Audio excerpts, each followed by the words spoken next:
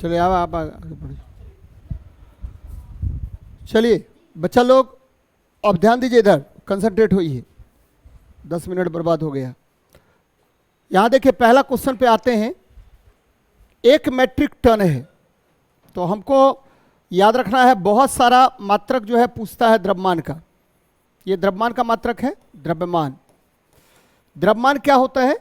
तो द्रव्यमान होता है किसी वस्तु में पदार्थ की मात्रा। क्या होगा? किसी वस्तु में पदार्थ की मात्रा को हम क्या कहते हैं? द्रव्यमान। ध्यान में रखिएगा, किसी वस्तु में पदार्थ की मात्रा और पदार्थ की मात्रा, ये आपको द्रव्यमान कहलाएगा। और द्रव्यमान के बहुत सारे मात्रक होते हैं। सबसे पहले एएमयू होता है। एक एएमयू बराबर होगा 1.66 into 10 to the power minus कितना? 27 kg। ध्यान में रखिएगा, इसको परमाणु का द्रव्यमान मापते हैं। किसका द्रव्यमान मापते हैं? परमाणु। ठीक है, बार बार क्वेश्चन पूछेगा कि परमाणु का द्रव्यमान किसके द्वारा मापते हैं? तो एएमयू के द्वारा। फिर देखिए, आपको टन की बात कर रहे हैं, तो 1 मेट्रिक टन या 1 टन जो भी कहिए, 1 मेट्रिक टन या कोई भी टन होगा, तो टन होगा तो कितना होगा? 1000 kg हो जाएगा। 1000 kg हो जाएगा। आजकल एक चीज और पूछता है बार बार, कार्बन क्रेडिट पूछेगा आपसे। एक कार्बन क्रेडिट बराबर क्या होगा? एक कार्बन क्रेडिट बराबर क्या होता है? तो एक कार्बन क्रेडिट बराबर होता है 1 ton carbon dioxide. 1 ton carbon dioxide यानी 1000, यहाँ भी 1000 kg कार्बन डाइऑक्साइड हो जाएगा। ध्यान में रखिएगा। तो इसका आंसर तो 1000 किलोग्राम होगा ही होगा। साथ में 2-3 बातें और जान लीजिए जो रेगुलर आपको क्वेश्चन पूछता है। जैसे पूछेगा चंद्रशेखर सीमा क्या है, तो एक चंद्रशेखर सीमा के द्वारा हम तारों का द्रव्यमान मापते हैं। किसका द्रव्यमान? तारों का द्रव्यमान मेजर करते हैं। सूर्य या तारों का द्रव्यमान मेजर करेंगे, और ये कितना होगा? तो 1.4 गुना मास ऑफ सन होगा। एमएस क्या है? तो सूर्य का द्रव्यमान है। सूर्य का द्रव्यमान है। और सूर्य का द्रव्यमान बेटा कितना होता है? तो सूर्य का द्रव्यमान होता है, याद रखिएगा, 1.44 इंटू, ठीक है, मतलब सूर्य का द्रव्यमान होता है 1.99 into 10 to the power 30 kg होता है, 30 kg होता है। तो यहाँ से सीखे क्या क्या सीखेंगे हम लोग? ठीक है, 2-3 बातें सीखेंगे जो आपके लिए बहुत इंपॉर्टेंट है। बार बार आपसे यहाँ पर क्वेश्चन पूछेगा। क्या? पहला देखिए, ठीक है, किसी वस्तु में पदार्थ की मात्रा को हम क्या कहते हैं? द्रव्यमान कहते हैं। एएमयू के द्वारा परमाणु, ठीक है, द्रव्यमान को हम लोग मेजर करते हैं, परमाणु का द्रव्यमान मापते हैं। 1 मेट्रिक टन बराबर 1000 kg, और 1 कार्बन क्रेडिट बराबर क्या होगा? तो 1 टन कार्बन डाइऑक्साइड होता है। ठीक है, और तारों के द्रव्यमान को हम चंद्रशेखर सीमा द्वारा मापते हैं, और चंद्रशेखर सीमा क्या होगा? 1.4 गुना सूर्य का द्रव्यमान होता है। तो ये ध्यान में रखिएगा, बार बार यहाँ से क्वेश्चन आपको पूछेगा। चलिए, तो ये ध्यान में रखिएगा। आगे बढ़ रहे हैं, अभी बात करेंगे हम लोग और क्वेश्चन का। ठीक है, दूसरा नंबर हो गया। तीसरा नंबर क्वेश्चन देखिए। बेटा यहाँ देखिए, ऑक्सीजन अणु का द्रव्यमान, ठीक है, 16U है। U 16U है। क्या कह क्या रहा है? 16U कहने का सेंस क्या हुआ? तो बच्चे, ठीक है, 16U का मतलब हो गया 16, आपको पता है ये ऑक्सीजन परमाणु है। कौन सा परमाणु है? ऑक्सीजन परमाणु है बेटा। ऑक्सीजन परमाणु होगा तो 1 U का मतलब होगा 1 एटॉमिक मास यूनिट, और 1 एटॉमिक मास यूनिट अभी तुरंत बताए थे 1.66 गुना कितना? 10 to the power minus 27 kg, या आपको 1.66 गुना 10 टू द पावर माइनस कितना? 24 ग्राम। तो यहाँ देखिए kg में चूंकि पूछ रहा है, ठीक है, kg में पूछ रहा है, तो आपको, ठीक है, कोई नहीं नजर आ रहा है, तो हम क्या करेंगे? तो एक अंक इधर खिसका दीजिए, चूंकि 16U है। कितना U है? 16U है बेटा। तो 16U तो 1.66, तो ये देखिए क्या हो जाएगा? तो 1.6, तो 16.6 कर लीजिए, गुना 10 टू द पावर माइनस कितना कर सकते हैं जी? 26 kg कर सकते हैं। तो पहला नंबर ऑप्शन में आ रहा है, तो ठीक 1.66 into 10 to the power minus 27 kg। आप सही कर लीजिए ना, ठीक है, कर लीजिए सही, कोई दिक्कत नहीं है। ठीक है, 10 to the power minus 26 kg होगा। ठीक है, अब देखिए होता क्या है बच्चे, एकदम याद रखिए। अब हम बात कर रहे हैं एक और कंसेप्ट पर, ध्यान दीजिए, बराबर पूछेगा आपको। ठीक है, मोल पर बात कर रहे हैं। किस पर बात कर रहे हैं? मोल पर। 1 मोल बराबर क्या होता है? तो परमाणु द्रव्यमान इकाई होता है। परमाणु द्रव्यमान होता है। परमाणु के केस में अगर बात करेंगे तो परमाणु द्रव्यमान, या क्या होगा बेटा? तो अणु द्रव्यमान होगा। अणु द्रव्यमान होगा, या क्या होगा? 1 मोल बराबर क्या होगा? 1/12 इंटू मास ऑफ ठीक है 6C12 एटम होता है, 6C12 एटम होगा, मास ऑफ 6C12 एटम, यानी कार्बन परमाणु का 1/12वें भाग के द्रव्यमान को हम क्या कहते हैं, मोल कहते हैं। या मोल बराबर क्या होगा, तो 6.022 इंटू 10⁻23, ठीक है, ये क्या होगा, अणु या परमाणु, अणु या परमाणु, और इसी को बोलते हैं एवोगाद्रो संख्या। कौन सा संख्या बोलते हैं, एवोगाद्रो नंबर भी कहते हैं, एवोगाद्रो नंबर भी कहते हैं, एकदम ध्यान में रखिएगा, एवोगाद्रो नंबर कहते हैं, बहुत इंपॉर्टेंट है और बार बार पूछा जाता है। तो 1 मोल परमाणु द्रव्यमान या अणु द्रव्यमान या 1/12 गुना मास ऑफ 6C12 होगा, या 6.022 इंटू 10⁻23 अणु या परमाणु होगा। इसको 1 मोल कहते हैं या 1 एवोगाद्रो संख्या कहेंगे। कौन सा संख्या कहते हैं, 1 एवोगाद्रो संख्या कहते हैं। अब थोड़ा सा ऑक्सीजन पर हम चलते हैं बेटा। ऑक्सीजन, ऑक्सीजन क्या है, तो ऑक्सीजन जो है आपको पता है 16वें वर्ग का तत्व है। कौन सा वर्ग का, 16वें वर्ग का तत्व है, एक बात। दूसरी बात क्या कि खोज किसने किया, तो सीले और प्रिस्टले ने, सीले और प्रिस्टले ने इसकी खोज की थी, सीले प्रिस्टले ने किया था खोज। और आपके पर्यावरण में ध्यान दीजिएगा, आपके वायुमंडल में कितना परसेंट, तो वायुमंडल में 21%, ठीक है। और अगर बात करें भूपर्पटी में, यानी हमारी पृथ्वी का जो ऊपरी परत होता है उसको बोलते हैं भूपर्पटी, भूपर्पटी में 46.6%। हाँ, मनुष्य के शरीर में ये कितना होगा, तो मनुष्य के शरीर में बेटा होगा, एकदम ध्यान में रखिएगा, 65% के आसपास, 65% होता है ऑक्सीजन। तो ये ध्यान में रखिएगा, बार बार आपसे क्वेश्चन पूछेगा कि ऑक्सीजन किस वर्ग का तत्व है, तो 16वें वर्ग का तत्व है। ऑक्सीजन की खोज किसने की, तो सीले और प्रिस्टले ने। वायुमंडल में कितना परसेंट, 21% की मात्रा में। भूपर्पटी में कितना परसेंट, 46.6%, ठीक है। अब मनुष्य के शरीर में कितना परसेंट, तो 65% की मात्रा में पाया जाता है। तो ये याद रखिए, बार बार आपसे क्वेश्चन पूछेगा। चलिए, तो ये एकदम नोट डाउन कर लीजिएगा बच्चे।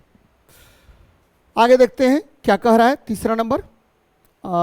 चलिए देखिए क्या है, कह रहा धातु विद्युत के अच्छे चालक है। कोई बात नहीं है, धातु है बेटा, धातु है। तो धातु है क्या, तो धातु है, ठीक है। आपको पहला कंसेप्ट है कि अंतिम कक्षा में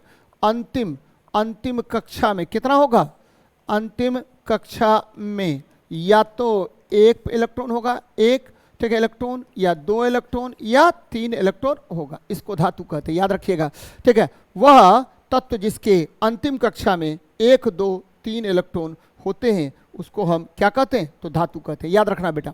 अब देखिए, अब क्या होगा, आवर्त सारणी में किधर होगा ये, आवर्त सारणी में बाएं भाग में, किधर होगा, आवर्त सारणी में बाएं भाग में, ध्यान देना है बेटा, बाएं भाग में होगा, भाग में होगा।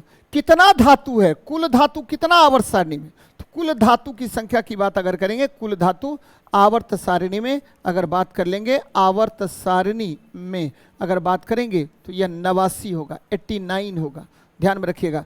कुल धातुओं की संख्या आवर्त सारणी में कितनी होती है, तो 89 होती है, 89 होती है। अब देखिए बेटा क्या कह रहे हैं, ध्यान से सुनिएगा जरा, ठीक है। धातु कुल धातुओं की संख्या 89 होती है। अब देखिए, अगर हम बात करें धातु के संबंध में, तो जब धातु के संबंध में हम बात करते हैं तो 2-3 बातें और जाननी चाहिए आपको। यहां देखिए, एस ब्लॉक तत्व में, ठीक है, आपको धातु होता है, एस ब्लॉक तत्व क्या होगा, धातु होगा। अपवाद, याद रखिए बेटा, अपवाद पर अगर बात करेंगे तो केवल, ठीक है, आपको हाइड्रोजन और हीलियम, हाइड्रोजन और हीलियम, ठीक है, ये दोनों क्या हुआ, एस ब्लॉक तत्व है लेकिन धातु नहीं है। पी ब्लॉक में करेंगे तो डी ब्लॉक जो है केवल और केवल धातु का होता है, डी ब्लॉक धातु, और इस धातु को बोलते हैं संक्रमण धातु। कौन सा धातु, संक्रमण धातु कहते हैं, एकदम याद रखिएगा। डी ब्लॉक के तत्वों को कौन सा धातु कहते हैं, तो संक्रमण धातु कहते हैं, ठीक है, संक्रमण धातु कहते हैं। फिर आते हैं, यहां देखिए, एक होता है 4F ब्लॉक, 4F ब्लॉक के तत्वों को हम क्या कहते हैं, तो दुर्लभ मृदा धातु, एकदम ध्यान में रखिएगा बेटा, दुर्लभ मृदा धातु होगा, दुर्लभ मृदा धातु होगा, यानी, ठीक है, दुर्लभ मृदा मतलब क्या हुआ, रेयर अर्थ मेटल्स हो जाएगा। और अगर 5F ब्लॉक एलिमेंट की बात करेंगे, 5F ब्लॉक एलिमेंट की बात करेंगे तो यह रेडियो सक्रिय तत्व होता है, रेडियो सक्रिय तत्व, रेडियो सक्रिय धातु होता है, रेडियो एक्टिव एलिमेंट, जिसको हम लेंथेनाइट्स, उसको हम लेंथेनाइट्स, इसको हम एक्टिनाइट्स कहते हैं, इसको एक्टिनाइट्स कहेंगे। अब क्वेश्चन पे आते हैं, तो धातु ये आसानी से इलेक्ट्रॉन त्याग देता है बच्चे। धातु क्या करेगा, धातु आसानी से, इजिली, आसानी से इलेक्ट्रॉन त्यागता है, इलेक्ट्रॉन त्यागता है, याद रखिएगा बेटा, ठीक है। धातु आसानी से क्या त्यागेगा, इलेक्ट्रॉन का त्याग करता है, एकदम ध्यान में रखना है। धातु आसानी से इलेक्ट्रॉन त्यागता है, इलेक्ट्रॉन त्यागता है, धातु आसानी से क्या करता है, तो इलेक्ट्रॉन त्यागता है। और ठीक है, याद रखिए, ठीक है, धातु, ठीक है, धातु उष्मा विद्युत का चालक होता है, उष्मा विद्युत का चालक, विद्युत का चालक होगा।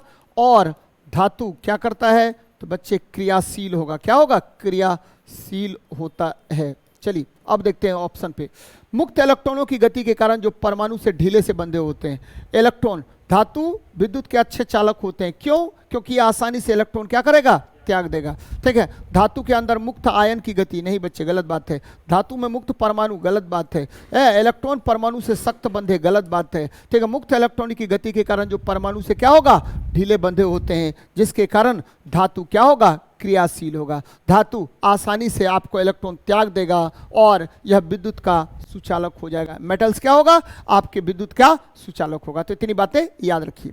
दो तीन बातें और जो आपको जाननी चाहिए, आपके एग्जाम में पूछेगा, ठीक है, याद रखिए, ठीक है। आपको एकमात्र द्रव धातु, एकमात्र द्रव धातु कौन बच्चे, पारा, ठीक है, एकमात्र द्रव धातु पारा हो गया, ठीक है। और कमरे के ताप से ऊपर धातु, कमरे के ताप से ऊपर धातु, बोल बेटा, ताप से ऊपर धातु कौन कौन, तो कमरे के ताप से ऊपर धातु 4 ठो होगा, कौन कौन, तो एक होगा गैलियम, एक हो गया रुबिडियम, एक हो गया सीजियम, एक हो गया फ्रांसीसियम। कमरे के ताप से ऊपर 4 ठो धातु हो जाएगा, gallium, rubidium, caesium, फ्रांसीसियम।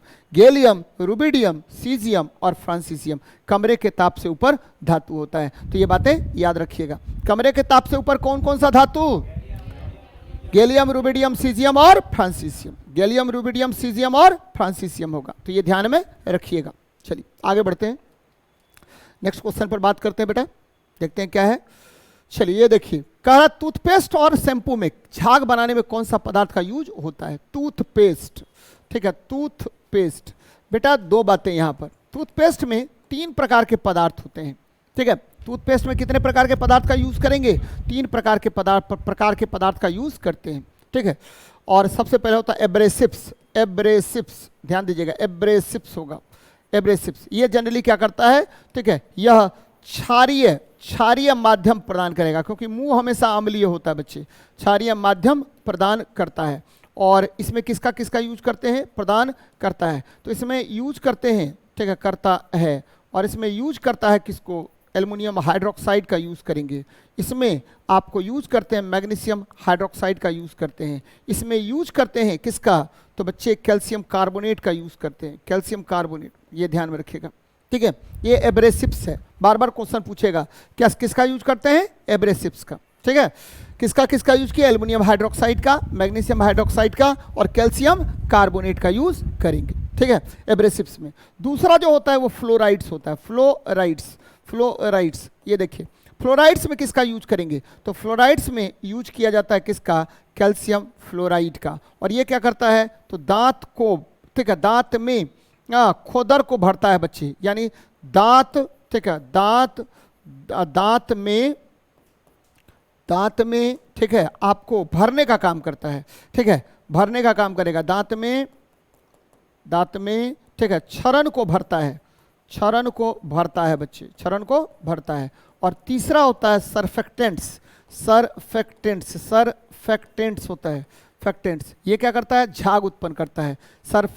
Surfactants, toy का नोटो संयुक्त, सो टेंट्स, ठीक है। ये क्या होगा, तो बच्चे ये क्या होगा, तो शैम्पू के तरह यूज होता है और ये झाग उत्पन्न करता है, झाग उत्पन्न करता है, एकदम ध्यान में रखिएगा, झाग उत्पन्न करता है। बार बार क्वेश्चन पूछेगा, ये क्या उत्पन्न करेगा, तो झाग उत्पन्न करता है बच्चे, सरफेक्टेंट्स। और इसी में यूज करते हैं किसका, तो हम यूज करते हैं शैम्पू का, या हम यूज करते हैं सोडियम हाइड्रोक्साइड का, या हम यूज करते हैं, ठीक है, आपको उच्च वसीय अम्ल के एल्काइल सल्फाइड या sodium P dodecyl sulphate, sodium P dodecyl sulphate का यूज करते हैं, डोडिसाइल सल्फेट का यूज करेंगे, सल्फेट का यूज करेंगे। तो बेटा एकदम ध्यान में रखना है, क्या ध्यान में रखना है कि आपका जो ठीक है टूथपेस्ट है, इसमें कितने चीज का यूज होगा। पहला आपको एब्रेसिव्स, दूसरा फ्लोराइड्स, तीसरा सर्फेक्टेंट्स का यूज करेंगे हम लोग, ठीक है, ये ध्यान में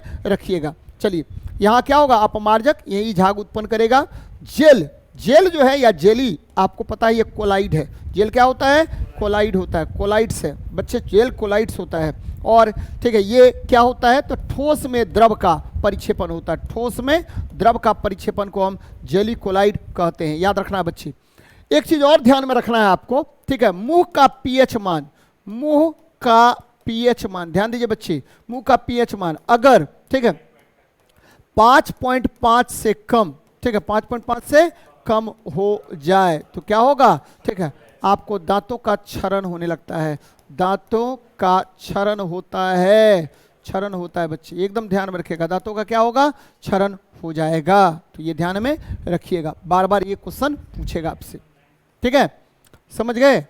हमको भी, हम भी तो एनसीईआरटी पढ़ते हैं ना, एनसीईआरटी ही पढ़ना चाहिए। चलिए तो ये ध्यान में रखिएगा, बार बार आपसे क्वेश्चन पूछेगा यहाँ पर अपमार्जक, एनसीईआरटी का, ठीक है, पढ़ा देंगे आप लोगों को, ठीक है, एनसीईआरटी अभी लाने वाले हैं, ऑनलाइन लाएंगे पैकेज, ठीक है, तो सब क्लास का 6, 7, 8, 9, 10, 11, 12। चलिए आगे बढ़ते बच्चे, यहाँ देखिए नेक्स्ट, कौन सा विटामिन जल में घुलनशील है, कौन है वो। चले बेटा हम लोग देख लेते हैं सबसे पहले विटामिन।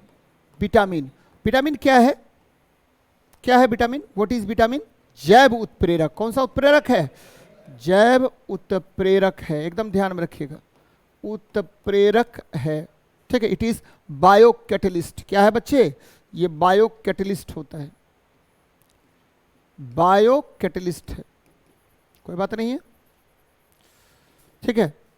विटामिन दो प्रकार के होते हैं, कौन कौन होता है बेटा, सबसे पहला होगा, ठीक है, 1000 बार हम बताए होंगे, जल में घुलनशील, जल में घुलनशील दो ठो होता है, बी और सी। वसा में घुलनशील,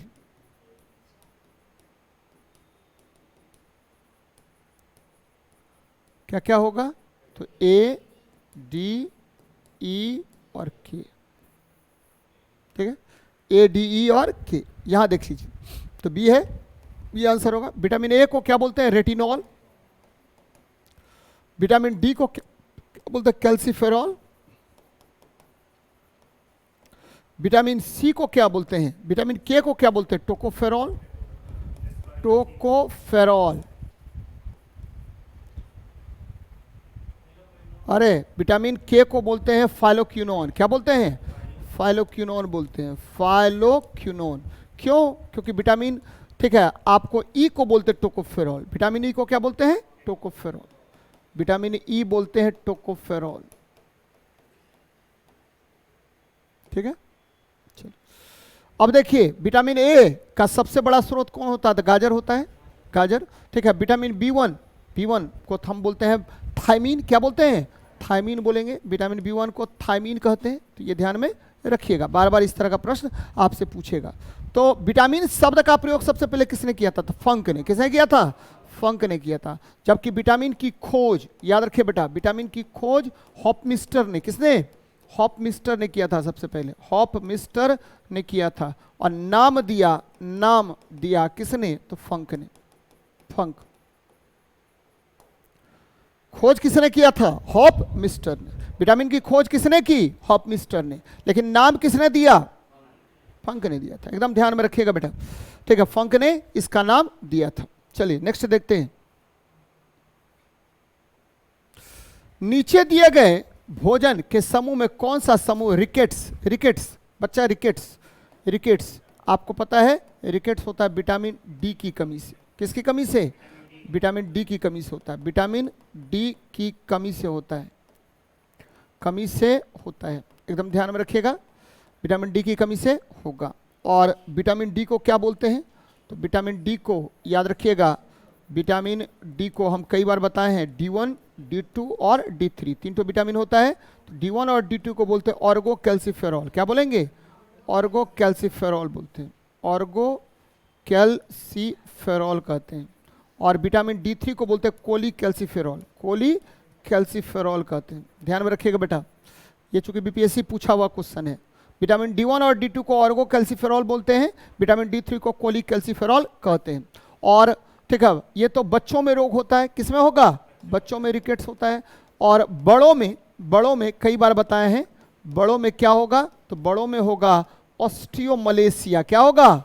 ऑस्टियोमलेशिया, मलेशिया, या ऑस्टियोपोरोसिस होता है, ऑस्टियोपोरोसिस। इसमें हड्डी भंगुर बन जाता है, ऑस्टियोपोरोसिस रोग होता है। अब यहां देखिए, सूर्य का प्रकाश, ठीक है, फोर्टिफाइड दूध और मछली का तेल, ठीक है, सभी विटामिन डी के स्रोत है बच्चे। सबसे बड़ा स्रोत क्या हुआ? सूर्य का प्रकाश हो गया, ठीक है।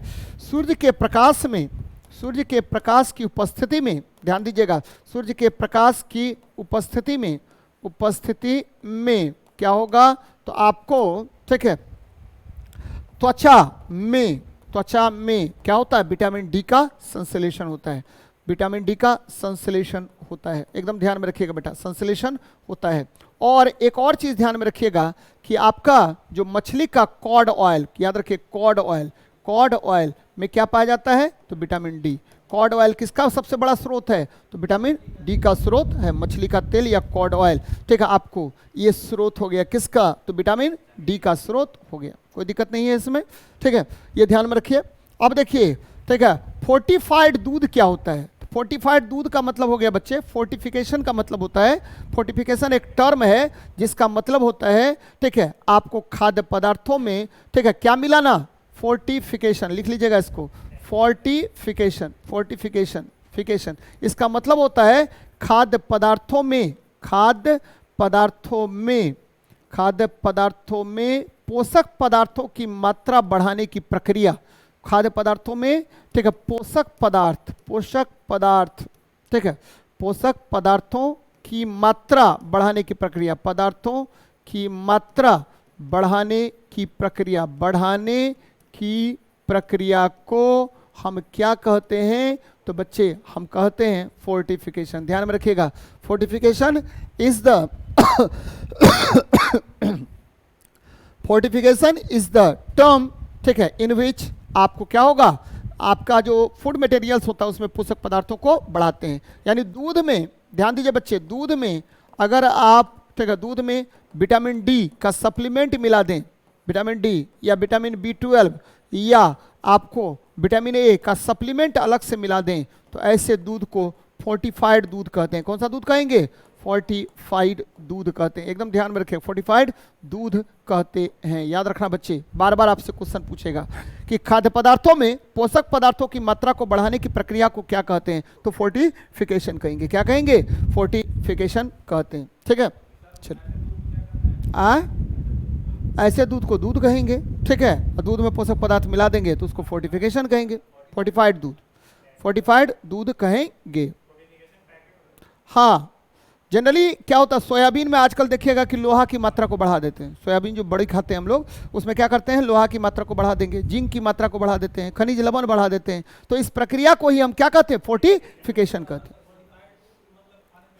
फायदा खूब होता है, कहीं नहीं फायदा होगा। आप जो बाहर से कोई मिनरल्स आप लेना चाहेंगे तो मिनरल मिल जाएगा आपको, दवाई खाने की आवश्यकता नहीं पड़ेगी, ठीक है, इसीलिए डॉक्टर बोलता है खाने के लिए।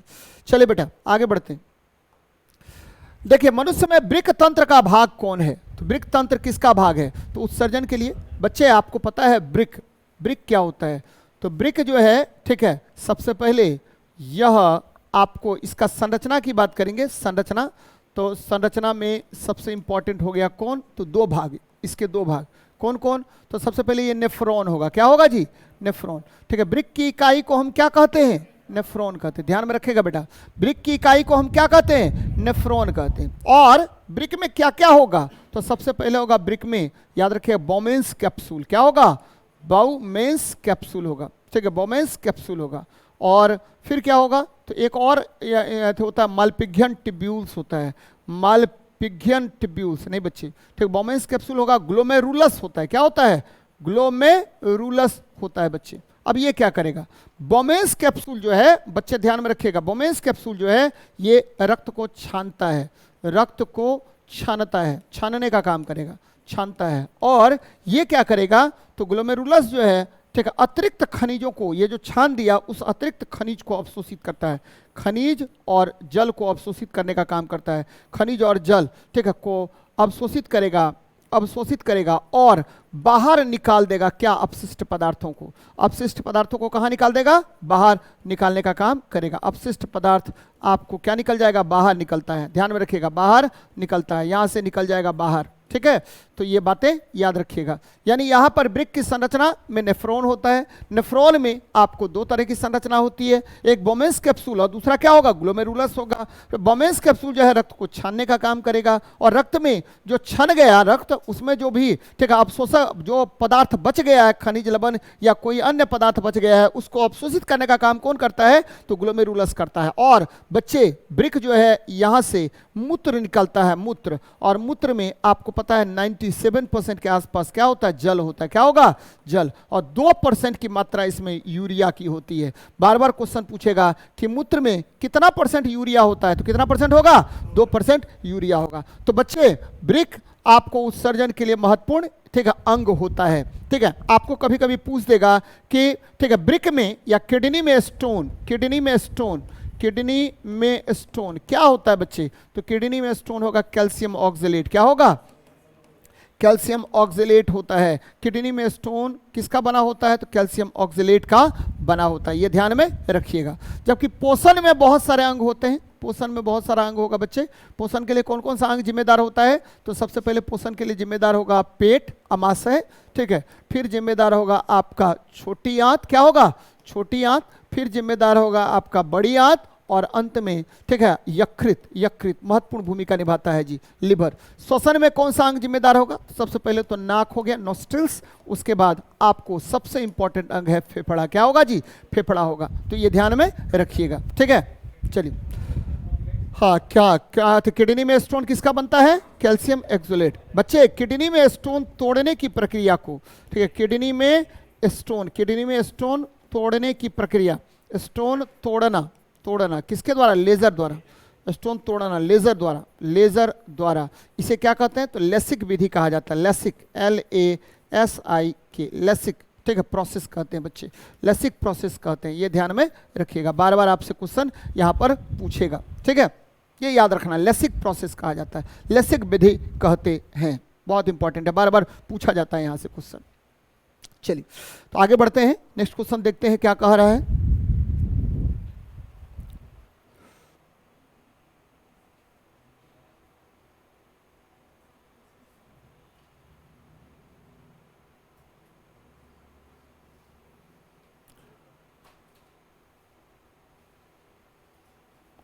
चलिए बेटा, दो तीन बातें आपको जाननी चाहिए, ठीक है। सबसे पहले क्या कह रहे हैं, नेक्स्ट क्वेश्चन पर बात कीजिए, ठीक है। यहाँ देखिए, यहाँ बात कर रहे हैं रोमंथी में भोजन का आंशिक पाचन कहलाता। बच्चे आप रोमंथी मतलब रूमिनेंट्स हो गया, क्या हो गया, रूमिनेंट्स, रूमिनेंट्स, या आप कह सकते हैं इसको, ठीक है, जैसे गाय भैंस, ये सब गाय भैंस ये सब देखे होंगे आप लोग। क्या करता है ये, तो ये जो है चबा करके क्या करेगा, ये रख लेगा आपने, मतलब ग्रेजिंग करेगा, क्या करेगा, ग्रेजिंग, चरेगा। ग्रेजिंग मतलब क्या होता है, चरना, चरता है, घास चरेगा, और आपको अपने कड़ में रख लेता है। कहाँ रखता है, कड़ में, कड़ में रख लेता है। ये आपको ठीक है, आपको केवल जनरली शाकाहारी में ही होता है, किसमें होगा, शाकाहारी में ही होता है, जहां पर क्या होगा, कड़ में रखने के बाद यह सेलुलोज का, सेलुलोज का, सेलुलोज का ठीक है क्या करता, आंशिक पाचन करता है, आंशिक पाचन करेगा बच्चे, सेलुलोज का आंशिक पाचन करता है। और फिर जा करके ठीक है, और जब आपको क्या रहेगा, अथी की अवस्था में रहेगा, मतलब विराम की अवस्था में रहेगा, तो क्या करेगा, पुनः पुनः उस सेलुलोज को निकालकर, पुनः उस सेलुलोज को निकालकर अवशोषित करता है। सेलुलोज को ठीक है आपको चबाकर, पुनः सेलुलोज को चबाकर ठीक है आपको पाचन करता है। ध्यान में रखिएगा बच्चे, पाचन करता है। तो रूमिनेंट्स जो है ठीक है क्या होगा, रूमिनेंट्स कहां पर रखता है भोजन को, कहाँ रखेगा बच्चे? कड में रखेगा, कड में रखता है। और ठीक है, ये यहाँ पर सेलुलोज का क्या होता है? आंशिक पाचन होता है। फिर देखिएगा मुंह में लेके आएगा उसको और फिर जाकर के उसको क्या करेगा? चबाएगा, उसमें लार वगैरह मिलाता है, धीरे धीरे सेलुलोज का पूर्ण पाचन होता है। और ठीक है, हमारे शरीर में, मनुष्य में कड नहीं पाया जाता है, जिसके कारण हम सेलुलोज का पाचन नहीं कर पाते। तो एकदम ध्यान में रखिएगा, किस क्या नहीं पाया जाएगा? हाँ बच्चे बोलिए। अपेंडिक्स, हाँ शाकाहारी में क्या होता है? क्रियाशील होता है अपेंडिक्स। ठीक है, ये ध्यान में रखिएगा, बार बार इस तरह का क्वेश्चन आपसे पूछेगा। नेक्स्ट आते हैं बच्चे, यहां पर एक चीज और है, मिसेल। मिसेल क्या होता है? तो जब हम कपड़ा धोते हैं, यानी आपको साबुन साबुन साबुन किसके साथ? साबुन का झाग, साबुन का झाग मैल के साथ एक संरचना बनाता है, मैल के साथ, ठीक है, एक संरचना बनाता है जिसे मिसेल कहते हैं। में एक संरचना बनाता है, संरचना बनाता है, ठीक है, जिसे मिसेल कहते हैं। क्या कहते हैं? जिसे मिसेल कहा जाता है, मिसेल कहते हैं बेटा, मिसेल कहते हैं, ध्यान में रखिएगा। ठीक है, this is known as micelles. ठीक है, जो संरचना बनाएगा उसे हम मिसेल कहेंगे। चलिए नेक्स्ट देखते हैं। करा एक लड़का क्रिकेट और टेनिस के समान आकार के बॉल को पकड़े हुए है, तो आघूर्ण होगा। बच्चे ठीक है, आपको पता है कि आघूर्ण, आघूर्ण बराबर क्या होता है? ये जड़त्व आघूर्ण पर चर्चा कर रहा है। जड़त्व आघूर्ण, जड़त्व आघूर्ण का मतलब क्या होगा? जड़त्व आघूर्ण को बोलते हैं moment of inertia, moment of inertia. ध्यान दीजिए बेटा, मोमेंट ऑफ इनर्शिया बोलेंगे। और मोमेंट ऑफ इनर्शिया क्या होता है? तो द्रव्यमान गुना अक्ष से दूरी का वर्ग, द्रव्यमान गुना अक्ष से दूरी के वर्ग के गुणनफल को, द्रव्यमान गुना अक्ष से दूरी के वर्ग, अक्ष से दूरी का वर्ग का गुणनफल, दूरी का वर्ग का गुणनफल क्या कहलाएगा? तो आपको कहलाएगा, आपका ध्यान में रखना है, इसको कहते हैं जड़त्व आघूर्ण कहते हैं। तो अब देखिए, ठीक है, क्रिकेट और किसका बॉल है बच्चे? क्रिकेट का बॉल है, क्रिकेट का बॉल और टेनिस का बॉल। तो क्रिकेट का बॉल का द्रव्यमान निश्चित रूप से अधिक होगा टेनिस के बॉल से, क्योंकि टेनिस का बॉल जो है, ठीक है, क्रिकेट का बॉल का ये ज़्यादा होगा किससे? टेनिस के बॉल से, टेनिस बॉल। ठीक है बच्चे, द्रव्यमान क्या ज़्यादा होगा? द्रव्यमान। ठीक है, क्रिकेट का बॉल का द्रव्यमान, ठीक है, टेनिस के बॉल्स के द्रव्यमान से क्या होगा? अधिक होगा। टेनिस का बॉल का द्रव्यमान, टेनिस बॉल का द्रव्यमान से क्या होगा? अधिक होगा, मास अधिक होगा। तो जिसका मास अधिक, जिसका मास अधिक, उसका मोमेंट ऑफ इनर्शिया क्या होगा? अधिक होगा। जिसका मास अधिक होगा उसका मोमेंट ऑफ इनर्शिया क्या होगा? अधिक होगा बेटा। तो याद रखिए, किसका किसका मोमेंट ऑफ इनर्शिया अधिक होगा? तो क्रिकेट के बॉल का, क्योंकि किसका द्रव्यमान अधिक है? तो क्रिकेट के बॉल का द्रव्यमान अधिक है। हाँ बच्चे, समान आकार का बोल रहा है ना, यहाँ देखिए समान आकार का बोल रहा है, समान आकार का है, लेकिन द्रव्यमान के आधार पर क्या होगा? द्रव्यमान बड़ा होगा। किसका? आपको क्रिकेट के बॉल का। समान आकार होने पर भी क्रिकेट का बॉल क्या होगा? ज़्यादा भारी होगा। और ठीक है, आपका जो ये है टेनिस का बॉल है वो कम हल्का होगा, क्योंकि वो खोखला होता है अंदर से।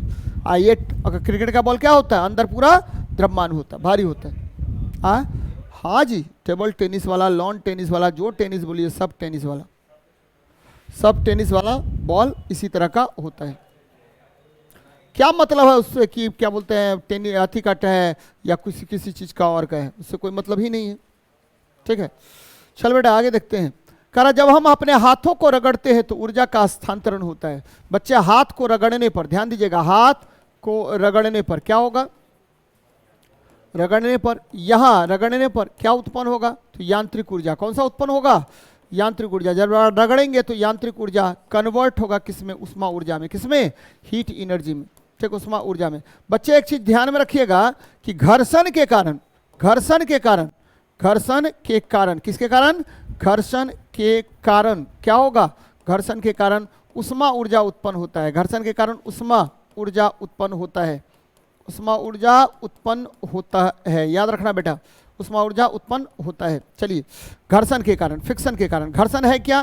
तो यह, ठीक है, यह वह गुण है, वह गुण है, ठीक है, जिसके कारण, वह गुण है जिसके कारण, ठीक है, जिसके कारण वस्तु के गति का विरोध होता है। ठीक है, जिसके कारण वस्तु के गति का क्या होगा? विरोध होता है। वस्तु के गति का विरोध होता है, गति का विरोध होता है। एकदम ध्यान में रखिएगा बेटा, विरोध होता है। ठीक है, और घर्षण वह बल है जो वस्तु की गति का क्या करेगा, विरोध करेगा। बच्चे यहाँ पर यांत्रिक ऊर्जा को उष्मा ऊर्जा में उत्पन्न कर दिया। हम कह रहा है कि उष्मा ऊर्जा को यांत्रिक ऊर्जा में, ठीक है, बहुत जगह उत्पन्न किया जा सकता है उष्मा ऊर्जा को यांत्रिक ऊर्जा में। बच्चे जैसे थर्मोकपल में क्या होता है कि उष्मा ऊर्जा से हम, ठीक है, थर्मोकपल में हम क्या करते हैं, थर्मोकपल तापयुग्मी बोलते हैं। तो क्या उष्मा से विद्युत उत्पन्न करेंगे और विद्युत से फिर, ठीक है, उष्मा से विद्युत उत्पन्न करेंगे, विद्युत से फिर यांत्रिक ऊर्जा में उत्पन्न किया जाता है। बच्चे उष्मा से विद्युत उत्पन्न करते हैं। जबकि यहाँ देखिए यांत्रिक ऊर्जा को ध्वनि ऊर्जा में माइक्रोफोन बदलेगा, ठीक है, यांत्रिक ऊर्जा को, ध्वनि ऊर्जा को यांत्रिक ऊर्जा में बदलता है कौन, माइक्रोफोन। और पहले देखिएगा, पहले क्या होगा तो लाउड स्पीकर जनरली क्या होता है, लाउड स्पीकर जो है यह, ठीक है, विद्युत ऊर्जा को पहले बदलेगा किसमें, विद्युत ऊर्जा को बोलेगा यांत्रिक ऊर्जा में, किसमें बदलेगा, मैकेनिकल एनर्जी में। और फिर मैकेनिकल एनर्जी, ठीक है, आपको बदलेगा किसमें, साउंड एनर्जी में बदलेगा। बच्चे तो लाउड स्पीकर में विद्युत ऊर्जा पहले यांत्रिक ऊर्जा में बदलेगा, फिर साउंड एनर्जी में बदलेगा, ठीक है। उष्मीय ऊर्जा को ध्वनि ऊर्जा में। तो ऐसा कुछ यंत्र होता नहीं है, तो जनरली ध्यान में रखना है कि हाथ को जब आप रगड़िएगा तो वहाँ पर क्या होता है, जैसे हाथ रगड़ रहे हैं तो यहाँ पर जो है आपको जो यांत्रिक ऊर्जा है, यानी आपका यहाँ कार्य हो रहा है जी, यांत्रिक कार्य, मैकेनिकल वर्क डन हो रहा है, जिसके कारण कैनेटिक एनर्जी जो है, मॉलिक्यूल्स का जो कैनेटिक एनर्जी है वो बढ़ जाएगा और वो हीट में चेंज हो जाएगा। ध्यान में रखिएगा बेटा, क्या कह रहे हैं, मैकेनिकल एनर्जी कितने प्रकार के, दो प्रकार के, एक कैनेटिक एनर्जी प्लस दूसरा क्या हुआ, पोटेंशियल एनर्जी होता है, यानी mgh प्लस क्या हुआ, कैनेटिक एनर्जी, हाफ mv² होता है। ये ध्यान में रखिएगा, इसी को बोलते हैं मैकेनिकल एनर्जी, यांत्रिक ऊर्जा बोलते हैं। तो यांत्रिक ऊर्जा दो ऊर्जाओं का योगफल होता है, कौन कौन, तो एक हो गया, ठीक है, कैनेटिक एनर्जी, दूसरा क्या हो गया, पोटेंशियल एनर्जी हो गया। तो ये ध्यान में रखिएगा, बार बार पूछेगा आपसे। चल बेटा नेक्स्ट देखते हैं।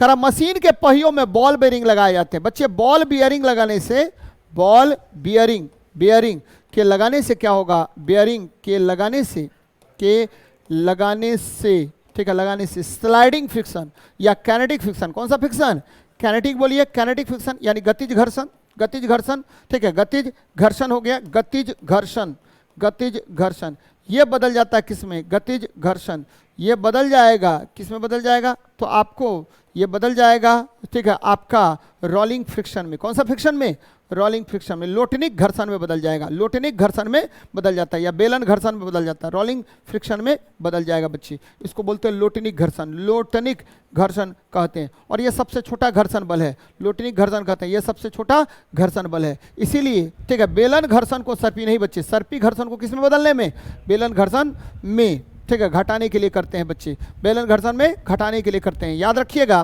कि सबसे बड़ा फ्रिक्शन बल कौन, स्टैटिक, कौन जी, स्थैतिक घर्षण सबसे बड़ा होता है। उसके बाद कौन होता है, तो कैनेटिक होता है। उसके बाद कौन होता है, तो रोलिंग फ्रिक्शन होता है। यानी सबसे बड़ा घर्षण बल कौन होता है, स्थैतिक घर्षण बल होता है। और सबसे छोटा कौन होता है, तो लोटनिक। तो जब हम, ठीक है, सर्पी घर्षण को बेलन घर्षण में बदलेंगे तो क्या होगा, यहाँ पर आपको घट जाएगा, क्या घट जाएगा बच्चे, ठीक है, आपको घट जाएगा, फ्रिक्शन फोर्स घट जाएगा, जिसके कारण कैनेटिक एनर्जी, मतलब आपको जो कैनेटिक फ्रिक्शन है या स्लाइडिंग फ्रिक्शन है वो बदल जाता है रोलिंग फ्रिक्शन में। ये ध्यान में रखनी चाहिए आपको।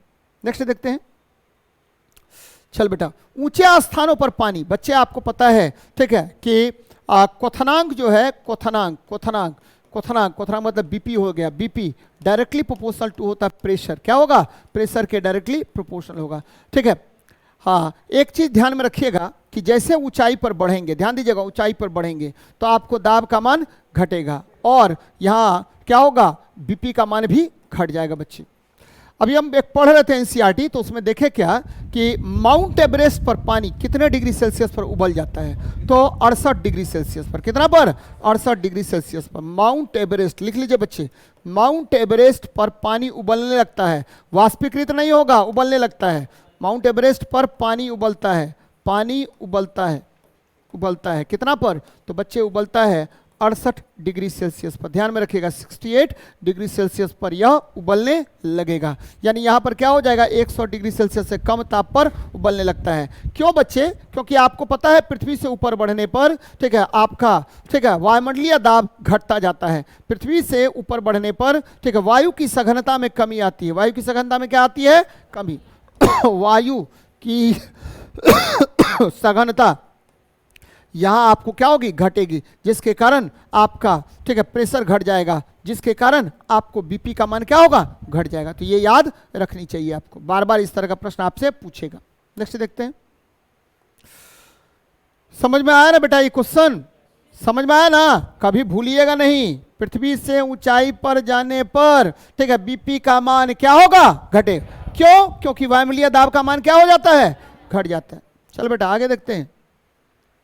ऐसा कार्बनिक यौगिक जो हक तंत्रिका, हक तंत्रिका मतलब क्या होता है, तो आपका ब्रेन सिस्टम होता है, ब्रेन सिस्टम, या हक तंत्रिका मतलब क्या हो गया, आपका आंख का ठीक है यूनिट हो गया, ऑप्टिक नर्व बोलते हैं। क्या नंबर बोलते हैं, ऑप्टिक नर्व बेटा, ऑप्टिक नर्व, ऑप्टिक नर्व। हक तंत्रिका मतलब हुआ ऑप्टिक नर्व्स को प्रभावित करेगा, नर्व्स को प्रभावित करता है। ये क्वेश्चन है बच्चे, प्रभावित करता है, हक तंत्रिका को प्रभावित करता है। तो कौन करेगा बच्चे, तो इसमें करेगा मिथेनॉल। क्या करेगा, मिथेनॉल। बच्चे आपको पता है कि इथाइल अल्कोहल, इथाइल अल्कोहल इसको शराब कहते हैं, इथाइल अल्कोहल को क्या कहते हैं, शराब कहते हैं। शराब को पीने से अयोग्य बनाने के लिए, शराब ठीक है कहते हैं, शराब को पीने से अयोग्य बनाने के लिए, यानी शराब है आपका, शराब को पीने से अयोग्य बनाने के लिए, पीने से अयोग्य बनाने के लिए, अयोग्य बनाने के लिए, बनाने के लिए इसमें क्या मिलाते हैं, इसमें मिथेनॉल मिलाते हैं, मिथेनॉल मिलाते हैं, ठीक है, मिथेनॉल मिलाते हैं, मिथेनॉल मिलाते हैं, जिसके कारण शराब क्या होगा, खराब हो जाएगा बच्चे, ठीक है। मिथेनॉल मिलाते हैं, यह ठीक है मिथेनॉल, यह इसके पीने से, इसके पीने से ठीक है, पीने से ठीक अंधा बाद में मर जाएगा। पीने से पहले क्या होगा, अंधा, पहले अंधा फिर मर जाता है लोग, अंधा फिर मर जाता है, ध्यान में रखिएगा बच्चे, मर जाता है।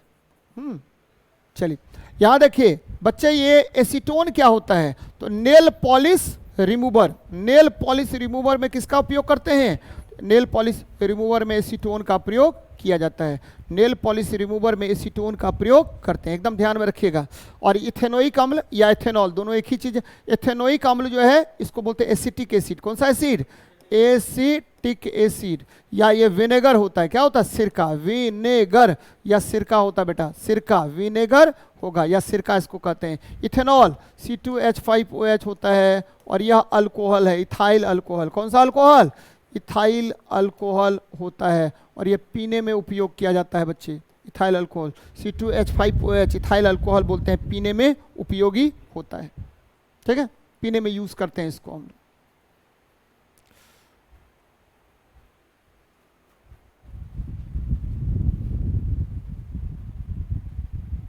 ठीक है भाई साहब, फायदा हो रहा है ना, है?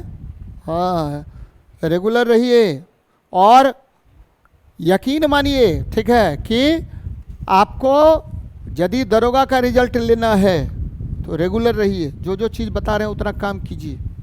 ऐसे हम ज़्यादा बोलते ही नहीं है, जल्दा बोलवे नहीं करते हैं ये काम कीजिए वो काम कीजिए, लेकिन जितना बोलते हैं उतना काम कीजिए, देखिए रिजल्ट कैसे हो जाता है। नहीं होगा तो पकड़ लीजिएगा हमको।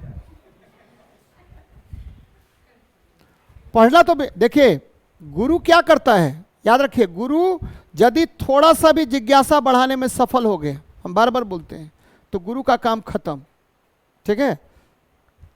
पढ़ता कौन है, स्टूडेंट पढ़ता है बच्चे, गुरु नहीं पढ़ता है, याद रखिएगा। गुरु तो पढ़ लिया, अपना जीवन बिता लिया पढ़ाई में, समझे, दिन रात वो पढ़ते रहता है, क्या, पढ़ाने के लिए, अच्छा से अच्छा अपने आप को मार्केट के अनुसार बदलने के लिए, और कंपटीशन में जैसा क्वेश्चन पूछ रहा है उसके अनुसार आप हैं या नहीं है। गुरु भी अब अपडेटेड होता है जी, ठीक है, आउटडेटेड भी और अपडेटेड दोनों होता है।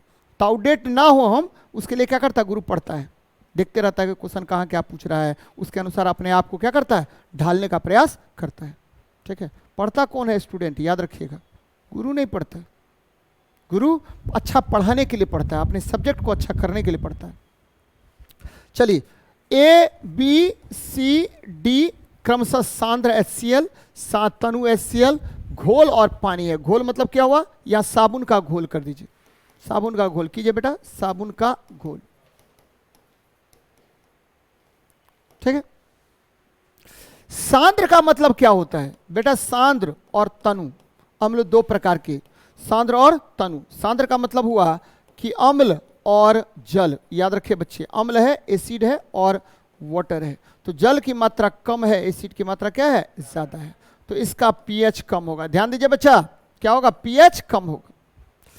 जब भी अम्ल की मात्रा ज्यादा होगी, जल की मात्रा कम होगी, तो ऐसे अम्ल को कौन सा अम्ल कहते हैं? सांद्र, यानी कंसंट्रेटेड एसिड कहेंगे। ठीक है, तो जहां पर कंसंट्रेटेड एसिड में पीएच का मान क्या होगा? कम होगा और अम्लीयता ज्यादा होगा। पीएच कम, इसका मतलब हाइड्रोजन आयन की मात्रा क्या जी? अधिक। याद रखिए बेटा। अब क्या करें? तनु। तनु का मतलब क्या हुआ? एसिड की मात्रा कम और जल की मात्रा क्या होगी? अधिक होगी। तो इसकी अपेक्षा इसका पीएच मान क्या होगा? थोड़ा सा अधिक होगा। ठीक है, और यहाँ हाइड्रोजन आयन की सांद्रता इसकी अपेक्षा कम होगा, लेकिन बहुत कम नहीं होगा। ध्यान में रखिएगा। अब घोल, यानी साबुन का घोल ले रहे हैं। साबुन का घोल, साबुन का घोल का मतलब क्या हुआ? तो साबुन का घोल आपको पढ़ाए हैं हम बार बार कि सोडियम हाइड्रोक्साइड इसमें होगा। ठीक है, सोडियम हाइड्रोक्साइड का घोल है ये, और सोडियम हाइड्रोक्साइड का पीएच मान बहुत बहुत अधिक होता है, 14 के आसपास होता है। कितना होगा? 14। पीएच वैल्यू इसका 14 होगा। तो जिसका पीएच वैल्यू अधिक होगा उसमें हाइड्रोजन आयन की सांद्रता क्या होगी? कम होगी। चल बेटा आगे देखते हैं। कह रहा है पानी। पानी पानी पानी आपको क्या है? तो ये उदासीन विलयन है। कौन सा विलयन है? उदासीन विलयन है। ध्यान दीजिए बेटा, उदासीन विलयन है, और इसका पीएच मान कितना होगा? तो 7 के बराबर होगा। किसका? कितने के बराबर? 7 के बराबर होगा। पीएच मान 7 के बराबर होगा। एकदम ध्यान में रखिए। अब देखिए बेटा, सबसे अधिक पीएच किसका? तो घोल का। सबसे अधिक पीएच किसका? घोल का। तो सबसे अधिक पीएच अंत में पकड़ेंगे डी को, बोलते हैं अंत में पकड़ेंगे सी को। किसको पकड़ेंगे? सी को। ये सी नंबर, ये ए है, और ये बी है, ये सी है, और ये डी है। ठीक है, सबसे अंत में सी को, सी 2 में है जी। उसके बाद डी, क्योंकि 7, ये देखिए पीएच मान 14 हो गया, और ये क्या हो गया? 7 हो गया। और उसके बाद ए मतलब सांद्र। गलत बात है, नहीं होगा। पहले क्या होगा? बी होगा, तब जाके ए होगा, यानी आंसर हो जाएगा कौन सा? ए नंबर। है ना समझ में? क्यों बच्चे? ए का पीएच मान कम होगा। क्यों? क्योंकि वो उसका अम्लीयता ज्यादा है। ठीक है, बी का पीएच मान थोड़ा सा ए की अपेक्षा क्या होगा? अधिक होगा, क्योंकि यह हल्का सा क्या होगा? अम्लीय कम होगा। और डी जो है ये उदासीन है, यानी पीएच 7 है इसका, और सी सबसे अधिक अम्लीय है, बोलते हैं सबसे अधिक क्षारीय है, क्योंकि यह साबुन का घोल है, इसका पीएच मान अधिक होगा। बच्चे पीएच मतलब होता क्या है? What is pH? पीएच मतलब होता है पीएच बराबर negative logarithm of hydrogen ion concentration. एकदम ध्यान में रखिएगा बेटा, पीएच क्या होगा? तो पीएच बराबर negative logarithm of hydrogen ion concentration होता है, H+ आयन कंसंट्रेशन होता है। याद रखिए। ठीक है, पीएच का मान अधिक होगा तो हाइड्रोजन आयन की सांद्रता कम होगी, चूंकि निगेटिव में है बेटा। ठीक है, तो पीएच बराबर negative logarithm of hydrogen ion concentration होता है। तो ये ध्यान में रखिएगा। चल आगे बढ़ते हैं। किस रंग की कांच में अधिकतम चाल होती है? बच्चे माध्यम में चाल, माध्यम में प्रकाश की चाल। आप लोग बड़ा कंफ्यूज करते होंगे इसमें। ठीक है, बहुत कंफ्यूज होता है। ठीक है, एकदम होगा ही होगा कंफ्यूज। बच्चे एक माध्यम से दूसरे माध्यम में जाने पर क्या नियत रहता है? आवृत्ति। क्या नियत होगा? एकदम मेरी बात याद रखिए, याद नहीं करना है कभी भी आपको केवल ध्यान रखना है। क्या कर रहे हैं हम? बोल रहे हैं कि एक माध्यम से दूसरे माध्यम में जाने पर नियत क्या होगा? जाने पर नियत क्या होगा? तो जाने पर नियत होगा क्या? तो बच्चे नियत होगा हाँ आवृत्ति। Frequency is to be constant, आवृत्ति इज टू बी कांस्टेंट। ये आवृत्ति कांस्टेंट होगी। ठीक है, तो माध्यम में प्रकाश की चाल, ध्यान दीजिए बेटा, माध्यम में प्रकाश की चाल। तो C बराबर क्या होता है? n इंटू लेमडा होता है। हो आवृत्ति गुना तरंग दैर्घ्य, आवृत्ति गुना तरंग दैर्घ्य। एकदम ध्यान में रखिएगा, आवृत्ति गुना तरंग दैर्घ्य होगा। चलिए, बहुत अच्छी बात है। ठीक है, तो आवृत्ति तो चूंकि नियत होता है, आवृत्ति क्या होगा? फिक्स होगा, नियत होगा। ये आवृत्ति नियत हो गया, तो C प्रोपोर्शनल टू लेमडा हो गया। C प्रोपोर्शनल टू लेमडा हो गया। जिसका तरंग दैर्घ्य ज्यादा उसका चाल ज्यादा। ठीक है, जिसका तरंग दैर्घ्य ज्यादा उसमें प्रकाश की चाल ज्यादा होगी। जिसका तरंग दैर्घ्य ज्यादा,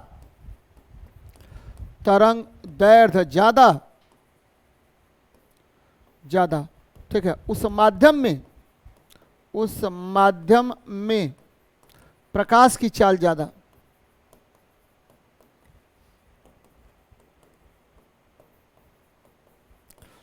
हो गया ना कंसेप्ट, देखिए ये पकड़ लीजिए कंसेप्ट को। अब बेटा किस में, तो सबसे अधिक तरंगदैर्घ्य किसका है, लाल का, तो सबसे अधिक प्रकाश की चाल क्या होगी, इसी में।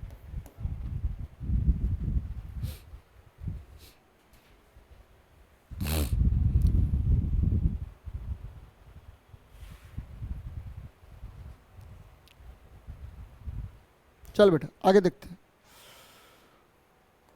यहां देख बेटा, भारत देश में प्रवाहित होने वाली एकांतर धारा, एकांतर धारा मतलब एसी धारा, कौन सा धारा, एसी। एसी धारा क्या है बच्चे, एसी, इसको बोलते हैं अल्टरनेटिंग करंट, प्रत्यावर्ती धारा, प्रत्यावर्ती धारा हो गया।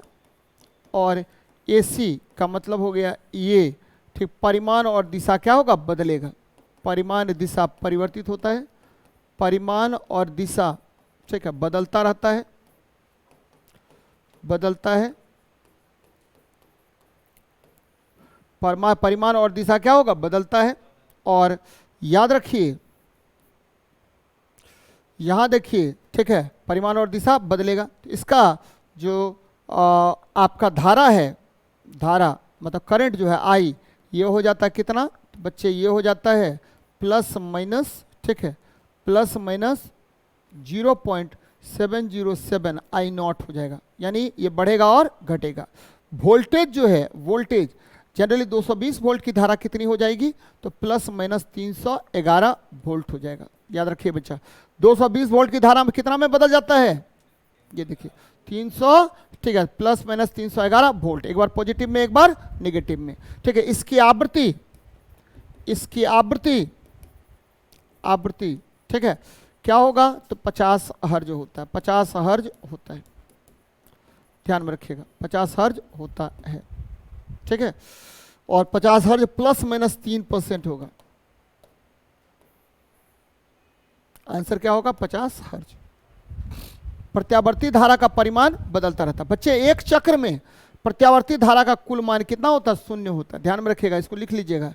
एक चक्र में, एक चक्र में एसी धारा का कुल मान, कुल परिमाण 0 होता है।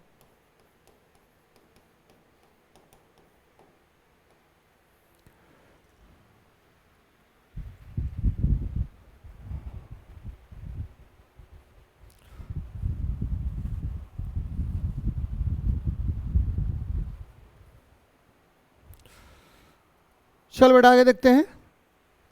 बाढ़ एक परिमाण हो सकता है जब पेड़ पानी को ना रोके, सही बात है, ठीक है। जब अपरदित मृदा नदियों एवं झरनों में जमा हो जाए, यानी गाद जमा हो गया, गाद क्या हो गया, अधिक मात्रा में जमा हो जाएगा तो बाढ़ आएगा। जब नदियों में पानी का स्तर तेजी से बढ़े, तो ये भी सही है, सब सही है।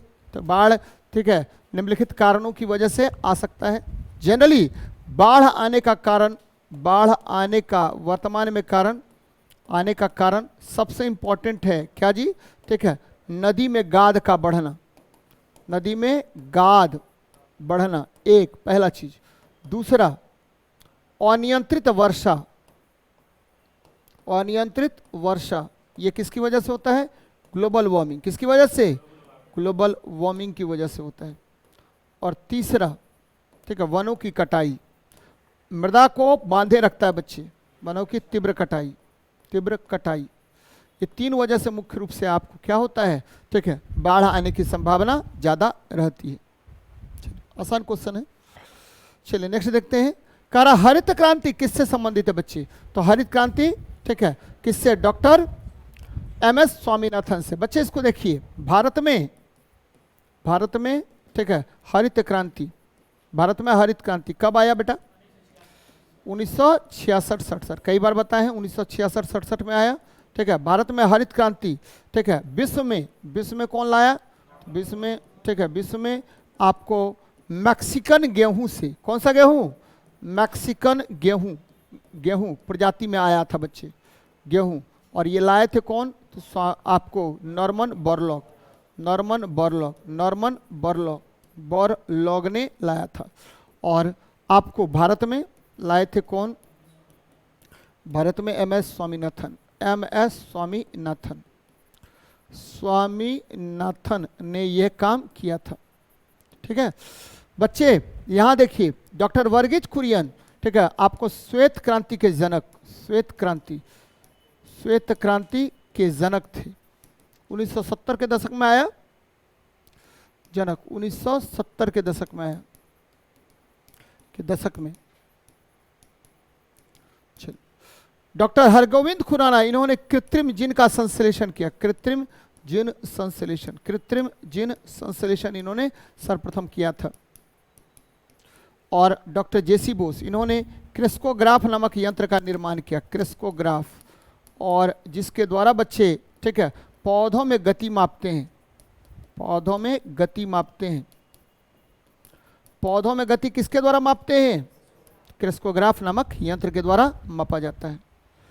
पौधों में गति मापते हैं, क्रिस्कोग्राफ यंत्र के द्वारा मापते हैं।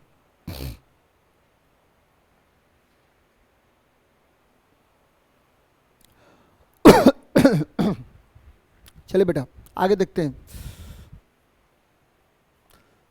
नेक्स्ट देखिए, खान का मतलब क्या होता है? खान मतलब माइंस हो गया, माइंस, जहां से ओर पहले तो हम बात करें पहले बात कर रहे हैं मिनरल्स एवं ओर, ठीक है, उत्खनित किए जाते हैं, उत्खनित होते हैं, खनित होते हैं। बच्चे और क्या है? ठीक है, पहले तो मिनरल्स क्या है, खनिज क्या है? खनिज, इसको बोलते हैं मिनरल्स। ठीक है, पृथ्वी के भूगर्भ से प्राप्त, पृथ्वी के भूगर्भ से प्राप्त पदार्थ, भूगर्भ से प्राप्त पदार्थ, इसको बोला जाता है, क्या बोला जाता है? तो खनिज कहा जाता है। ध्यान में रखिएगा, खनिज कहेंगे। और जिस खनिज से धातु सरलता, जिस खनिज से धातु सरलता एवं सुविधाजनक तरीके से, जिस खनिज से धातु सरलता एवं सस्ता विधि द्वारा प्राप्त करते हैं,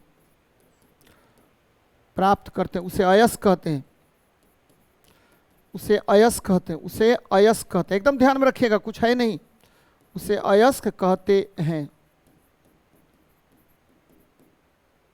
ठीक है, उसे अयस्क कहते हैं, याद रखिए बेटा।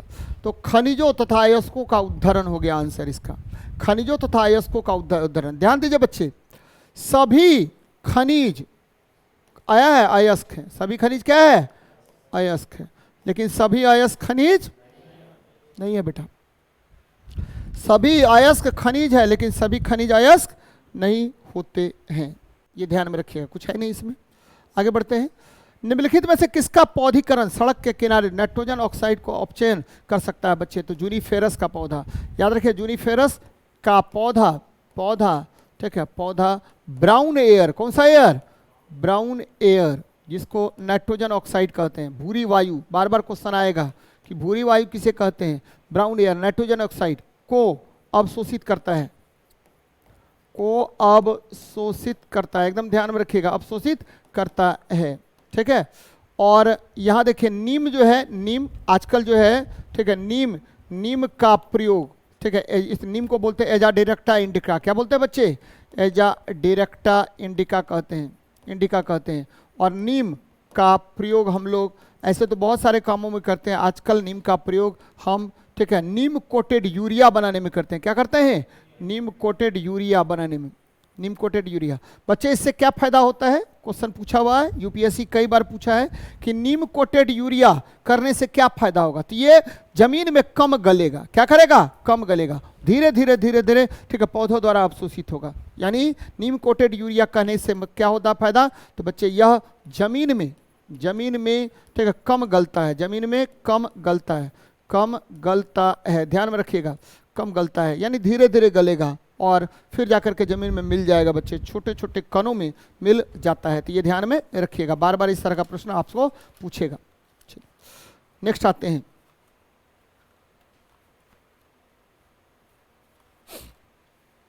चलिए, बहुत अच्छी बात है, आगे बढ़ते हैं बेटा। देखिए, कवक जगत, कवक मतलब क्या हुआ? कवक मतलब क्या हुआ? माइकोलॉजी। क्या हुआ जी? माइकोलॉजी, याद रखिए, माइकोलॉजी में हम क्या करते हैं? कवक का अध्ययन। क्या करेंगे? कवक का अध्ययन करते हैं। कवक का अध्ययन करेंगे बच्चे, एकदम ध्यान में रखिएगा। कवक है क्या? तो ये परजीवी भी होता है, परजीवी, ठीक है। यह क्या होता है?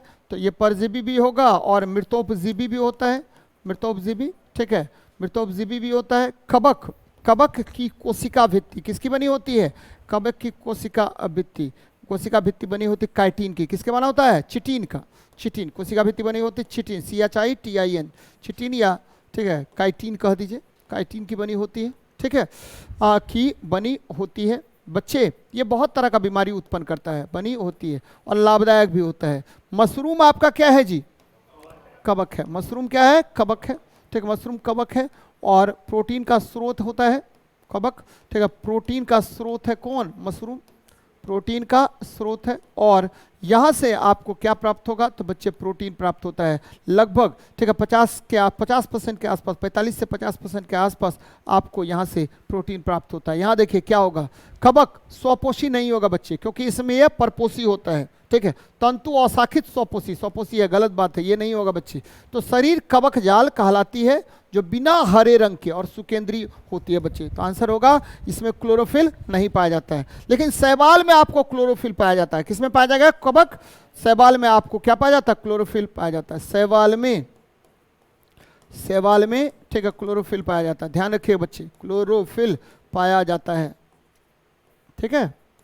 और ये स्वपोषी होता है, कौन? आपका शैवाल, शैवाल आपका स्वपोषी होगा।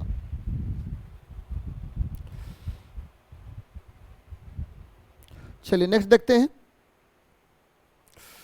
देख बेटा, आयन ऊर्जा या आयनन ऊर्जा क्या है? आयनन ऊर्जा क्या है? आयनन ऊर्जा कर दीजिए, आयनेशन एनर्जी क्या है?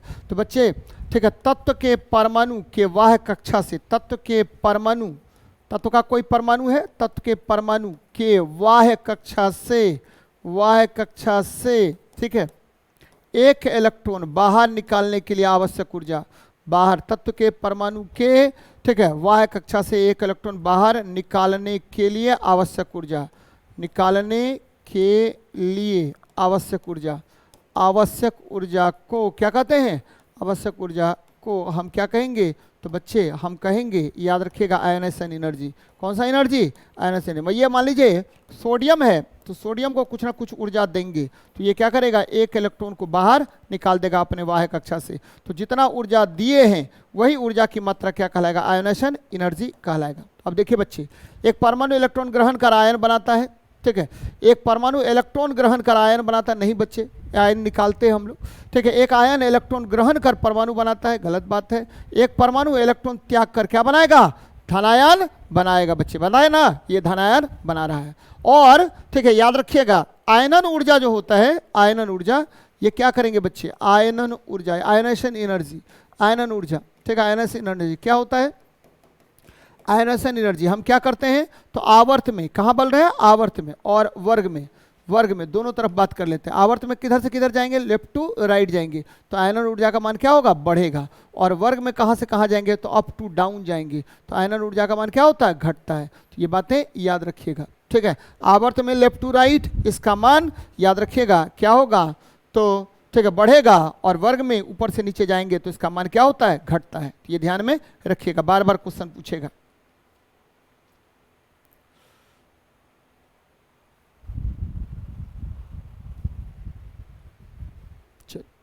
नेक्स्ट देखते हैं। यहां देखिए 100 वाट तथा 220 वोल्ट वाले बल्ब द्वारा प्रवाहित धारा क्या होता है? तो बच्चे P बराबर क्या होता है? VI, ठीक है।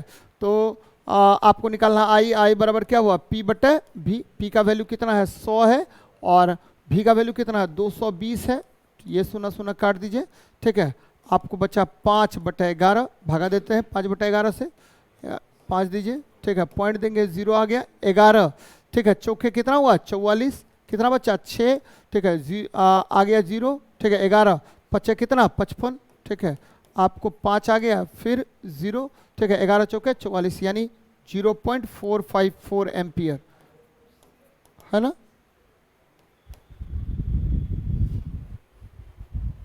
एग्जाम हॉल में यो कैलकुलेशन करने में दिक्कत हो जाता है बच्चा को, ठीक है, बोलता है कि अरे रे रे रे रे क्या होगा नहीं होगा पता नहीं। प्रकाश का वेग बच्चे, प्रकाश, प्रकाश क्या है? प्रकाश क्या है? तो प्रकाश है विद्युत चुंबकीय तरंग। कौन सा तरंग? विद्युत चुंबकीय तरंग, चुंबकीय तरंग है। इलेक्ट्रोमैग्नेटिक वेव है प्रकाश, ठीक है। प्रकाश आपको पता होनी चाहिए कि प्रकाश जो है विद्युत चुंबकीय तरंग है। एक बात, प्रकाश जो है वो याद रखिए आवेशहीन होता है, चार्ज लेस होता है। प्रकाश जो है आपको पता होनी चाहिए कि C बराबर 1/√μ0 इंटू क्या होता है?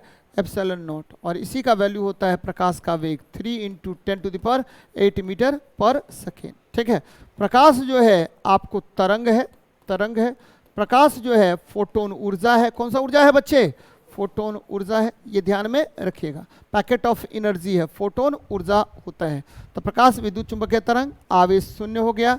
प्रकाश निर्वात में अगर गमन करेगा तो उसका वेग C बराबर 1/√μ0 एप्सिलॉन नॉट होता है और इसी का मान 3 × 10⁸ मीटर पर सेकेंड होता है। तो ये हो गया। प्रकाश किसका गुण है? तो बच्चे प्रकाश जो है विद्युतीय और चुंबकीय गुण है, ठीक है, का परिणाम है। प्रकाश विद्युतीय, विद्युतीय और चुंबकीय गुण का परिणाम है, चुंबकीय गुण का परिणाम है, परिणाम है, ठीक है। चलो बेटा, तो आंसर हो जाएगा C नंबर। नेक्स्ट देखते हैं किरचॉफ का दूसरा नियम। बच्चे किरचॉफ ने 2 नियम दिए थे। कितना नियम दिए थे? 2 नियम, ठीक है। किरचॉफ ने 2 नियम दिया था। ये क्वेश्चन पूछा हुआ है आपके दरोगा में, किरचॉफ का नियम। पहला नियम था क्या? तो बच्चे जंक्शन रूल। कौन सा रूल? जंक्शन नियम, जंक्शन रूल है, नियम है। क्या कहता है? तो जंक्शन कहता है कि किसी भी एक स्थान पर यदि बहुत सारी धारा आकर के मिलती है तो कुल धाराओं का योग जो है, कुल विद्युत धारा का योग क्या होगा? समेशन I बराबर क्या होगा? 0 के बराबर होता है। यानी जंक्शन की ओर यदि धारा जाता है तो पॉजिटिव, और जंक्शन से बाहर जाता है तो क्या होगा? निगेटिव होगा। और यहाँ पर आवेश संरक्षण रहेगा। आवेश, ये पहला नियम है बेटा, ठीक है, जंक्शन नियम। और आवेश क्या होगा? शून्य। अब बोलते हैं आवेश जो है यहाँ संरक्षित रहेगा। कुल विद्युत धारा का मान शून्य होगा, आवेश आपको संरक्षित रहेगा। चलिए दूसरा नियम, दूसरा नियम जो है इसको लूप का नियम कहते हैं। किसका नियम? लूप का नियम कहते हैं, लूप्स लॉ कहते हैं, लूप का नियम कहते हैं। और याद रखना है इसमें कुल विभवांतर का मान क्या होगा? शून्य हो गया। कुल विभवांतर शून्य होगा, ऊपर में कुल विद्युत धारा शून्य होगा और यहाँ पर कुल विभवांतर का मान क्या होगा? शून्य होगा। और ये आधारित है आपको ऊर्जा संरक्षण पर, ऊर्जा संरक्षण के सिद्धांत पर यह कार्य करता है। ऊर्जा संरक्षण पर आधारित है, पर आधारित है, ध्यान में रखिएगा बेटा। किस पर आधारित है? तो ऊर्जा संरक्षण पर आधारित है। तो ऊर्जा संरक्षण हो गया, यहाँ पर क्या हो गया? ऊर्जा संरक्षण। आवेश संरक्षण पहला नियम, ठीक है, और ऊर्जा संरक्षण क्या हुआ? दूसरा नियम हो जाएगा।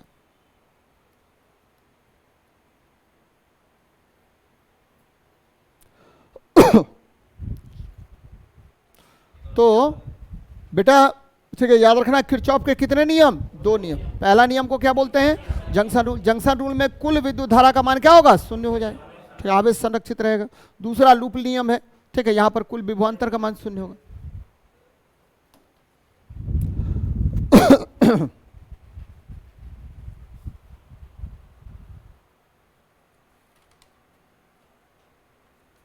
चलो बेटा आगे देखते हैं। यहां देखिए, जब एक बॉल को ऊपर की ओर फेंका जाता है तो गुरुत्वाकर्षण बल, बॉल को ऊपर फेंकिए, फेंक दीजिए ऊपर, तो ऊपर जा रहा है बॉल, तो गुरुत्वाकर्षण बल हमेशा क्या होता है? नीचे की ओर लगता है। क्यों बच्चे? क्योंकि गुरुत्वाकर्षण बल, ठीक है, गुरुत्वाकर्षण बल, ठीक है, भार होता है। क्या होता है? गुरुत्वाकर्षण बल, गुरुत्वाकर्षण बल, गुरुत्वाकर्षण बल, ठीक है, बल, गुरुत्व बल है। गुरुत्व बल कौन सा बल है? गुरुत्व बल। और गुरुत्व बल क्या होता है? तो गुरुत्व बल ही भार होता है। गुरुत्व बल क्या होगा? भार होता है, भार होता है। और यह क्या होगा? तो W बराबर M × G होगा। और ठीक है, याद रखिएगा इसकी दिशा पृथ्वी के केंद्र की ओर होता है। इसकी दिशा किधर होगा? इसकी दिशा पृथ्वी के केंद्र की ओर होता है, पृथ्वी के केंद्र की ओर होता है, एकदम याद रखिएगा, केंद्र की ओर होता है, ठीक है, और होता है। तो बच्चे ये देखिए, ये वस्तु है, ये पृथ्वी है, तो वस्तु को चूंकि ऊपर फेंके हैं तो गुरुत्वाकर्षण बल का दिशा किधर होगा? अपोजिट डायरेक्शन में होगा, नीचे होगा। तो गति के विपरीत दिशा में होता है, गति के विपरीत दिशा में होता है। गुरुत्वाकर्षण बल की दिशा किधर होगी? हाँ गुरुत्व, हाँ पृथ्वी, ठीक है, के केंद्र के ओर होगा, यानी वस्तु जा रहा है ऊपर तो ये किधर लगेगा, नीचे की ओर लगेगा। चलो बेटा आगे देखते हैं। नेक्स्ट देखिए, कह रहा दाब का मात्रा क्या है, दाब का मात्रा क्या है, दाब मतलब प्रेशर, प्रेशर बराबर क्या होता है, फोर्स अपॉन एरिया, प्रेशर बराबर फोर्स अपॉन क्या होगा, एरिया होगा। और बल न्यूटन पर मीटर स्क्वायर भी इसका मात्रक होता है, और इसको बोलते हैं पास्कल, क्या बोलते हैं, पास्कल बोलते हैं, ठीक है। ये एसआई यूनिट है बच्चे, लेकिन हम बहुत सारे यूनिट और भी बताते हैं दाब का। कौन सा, एक तो बार बताते हैं, एक बताते हैं क्या बच्चे, एटमॉस्फेयर बताते हैं, एक बताते हैं क्या आपको टॉर बताते हैं, क्या बताते हैं, टॉर, और एक और बताते हैं केजी पर सेंटीमीटर स्क्वायर, ये भी आपको दाब का मात्रक बताते हैं। अब हमको चूंकि इसमें से कोई मात्रक मिल रहा है, हो नहीं मिल रहा है, तो थोड़ा सा हमको रिसर्च करना पड़ेगा, ठीक है। प्रेशर पी बराबर क्या होता है, फोर्स, फोर्स होता है केजी मीटर पर सेकेंड स्क्वायर, अब बटे एरिया, एरिया क्या हो गया, मीटर स्क्वायर। देख ले बेटा, केजी मीटर पर सेकेंड स्क्वायर बटे पर मीटर स्क्वायर, इसको काट देते हैं, क्या बचा, केजी पर मीटर और पर सेकेंड का स्क्वायर, ठीक है। ये देखिए केजी, ठीक है, पर मीटर पर सेकेंड का स्क्वायर, आंसर हो जाएगा क्या, डी नंबर।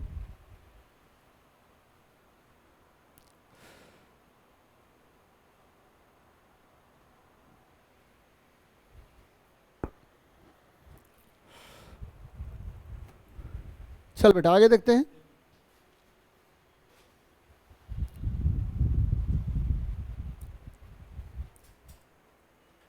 बहुत बच्चा नहीं आता है डिस्कशन में। बेंजीन, नेप्थलीन और एंथ्रासिन, ये तीनों लेना है। बेंजीन, बेंजीन ये एरोमेटिक हाइड्रोकार्बन है बेटा, C6H6 है, और इसका फॉर्मूला हो गया क्या, है ना, ये हो गया, ठीक है, ये एरोमेटिक हाइड्रोकार्बन है। चलिए दूसरा आते हैं, एंथ्रासिन नेप्थलीन है, नेप्थलीन बच्चे ये होता है क्या, तो ये होता है डबल बेंजीन रिंग, ये हो गया डबल बेंजीन रिंग होता है। तीसरा आ गया एंथ्रासिन, 3 ठो बेंजीन रिंग होता है, 3 बेंजीन रिंग।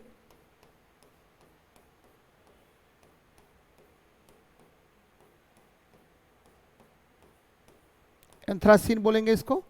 और याद रखिए तीनों क्या है, एरोमेटिक हाइड्रोकार्बन है। सबका पिता कौन है जी, बेंजीन है, एरोमेटिक हाइड्रोकार्बन है, सबका पिता हो गया, सबका पिता कौन हो गया, पिता, सबका हो गया कौन, तो बच्चे बेंजीन, ये हो गया एरोमेटिक हाइड्रोकार्बन, ठीक है। बच्चे एलिफेटिक हाइड्रोकार्बन या संतृप्त हाइड्रोकार्बन बोथ आर सेम होता है। और आपको पता है संतृप्त हाइड्रोकार्बन मतलब क्या हुआ, एल्केन, क्या हुआ, एल्केन। एल्केन का फॉर्मूला बोल बेटा, CnH2n+2।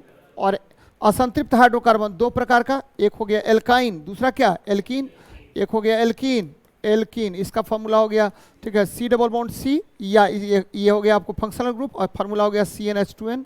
और दूसरा क्या हो गया, एल्काइन, एल्काइन, इसका सूत्र क्या हो गया, तो C∧C, और ये हो गया CnH2n-2, CnH2n-2 हो गया।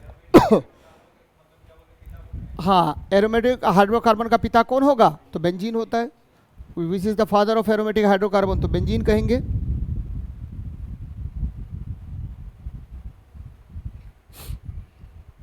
चलिए आगे देखते हैं। चल बेटा, याद है कि अणुओं के मध्य डैश होने के कारण पानी का क्वथनांक अधिक होता है। तो अणुओं के मध्य क्या होगा, तो अणुओं के मध्य, ठीक है, ध्यान दीजिए बच्चे, मध्य क्या हो जाएगा, तो हाइड्रोजन बॉन्ड, कौन सा बॉन्ड होगा, हाइड्रोजन बॉन्ड होगा, हाइड्रोजन बॉन्ड होगा। तो जिसके कारण पानी का बीपी भी अधिक होगा, पानी का स्पेसिफिक हीट अधिक होगा, हीट क्या होगा, अधिक होगा। तो ये ध्यान में रखिएगा, बीपी और स्पेसिफिक हीट का मान क्या होता है, अधिक होता है। कौन से बंधन के कारण, हाइड्रोजन बंधन के कारण। ध्यान में रखिएगा बच्चे, जल जो है, जल H2O, ठीक है, H2O को हम सर्वात्रिक विलायक कहते हैं। क्या कहते हैं, सर्वात्रिक, यूनिवर्सल सॉल्वेंट कहेंगे, सर्वात्रिक विलायक कहते हैं। क्यों कहते हैं सर्वात्रिक विलायक, सर्वात्रिक विलायक कहते हैं, क्यों कहते हैं, तो सर्वात्रिक विलायक इसीलिए कहते हैं क्योंकि यह जो है इसका डाइलेक्ट्रिक नियतांक, कौन सा नियतांक, डाई इलेक्ट्रिक नियतांक का मान सबसे अधिक होता है। डाइलेक्ट्रिक नियतांक का मान क्या होगा? अधिक होगा। नियतांक का मान अधिक होगा। बच्चे इसका विशिष्ट ऊष्मा और आपको क्वथनांक का मान अधिक होता है, ठीक है, जिसका कारण होता है हाइड्रोजन बॉन्ड, और जल सभी चीजों को अपने में घुला लेता है। किसके अधिक होने के कारण?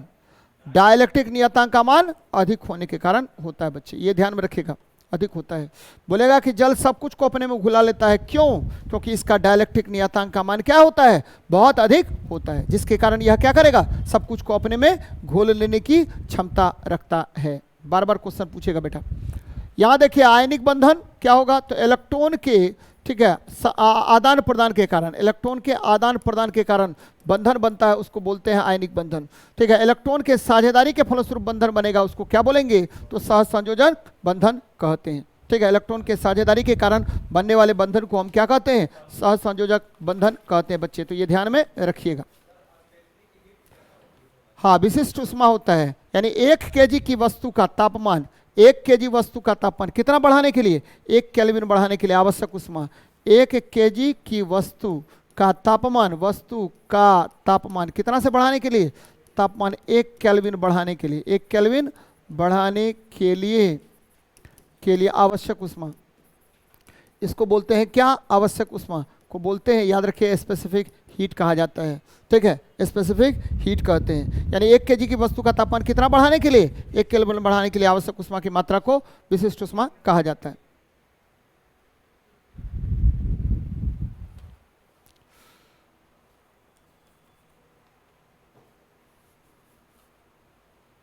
चल बेटा आगे देखते हैं।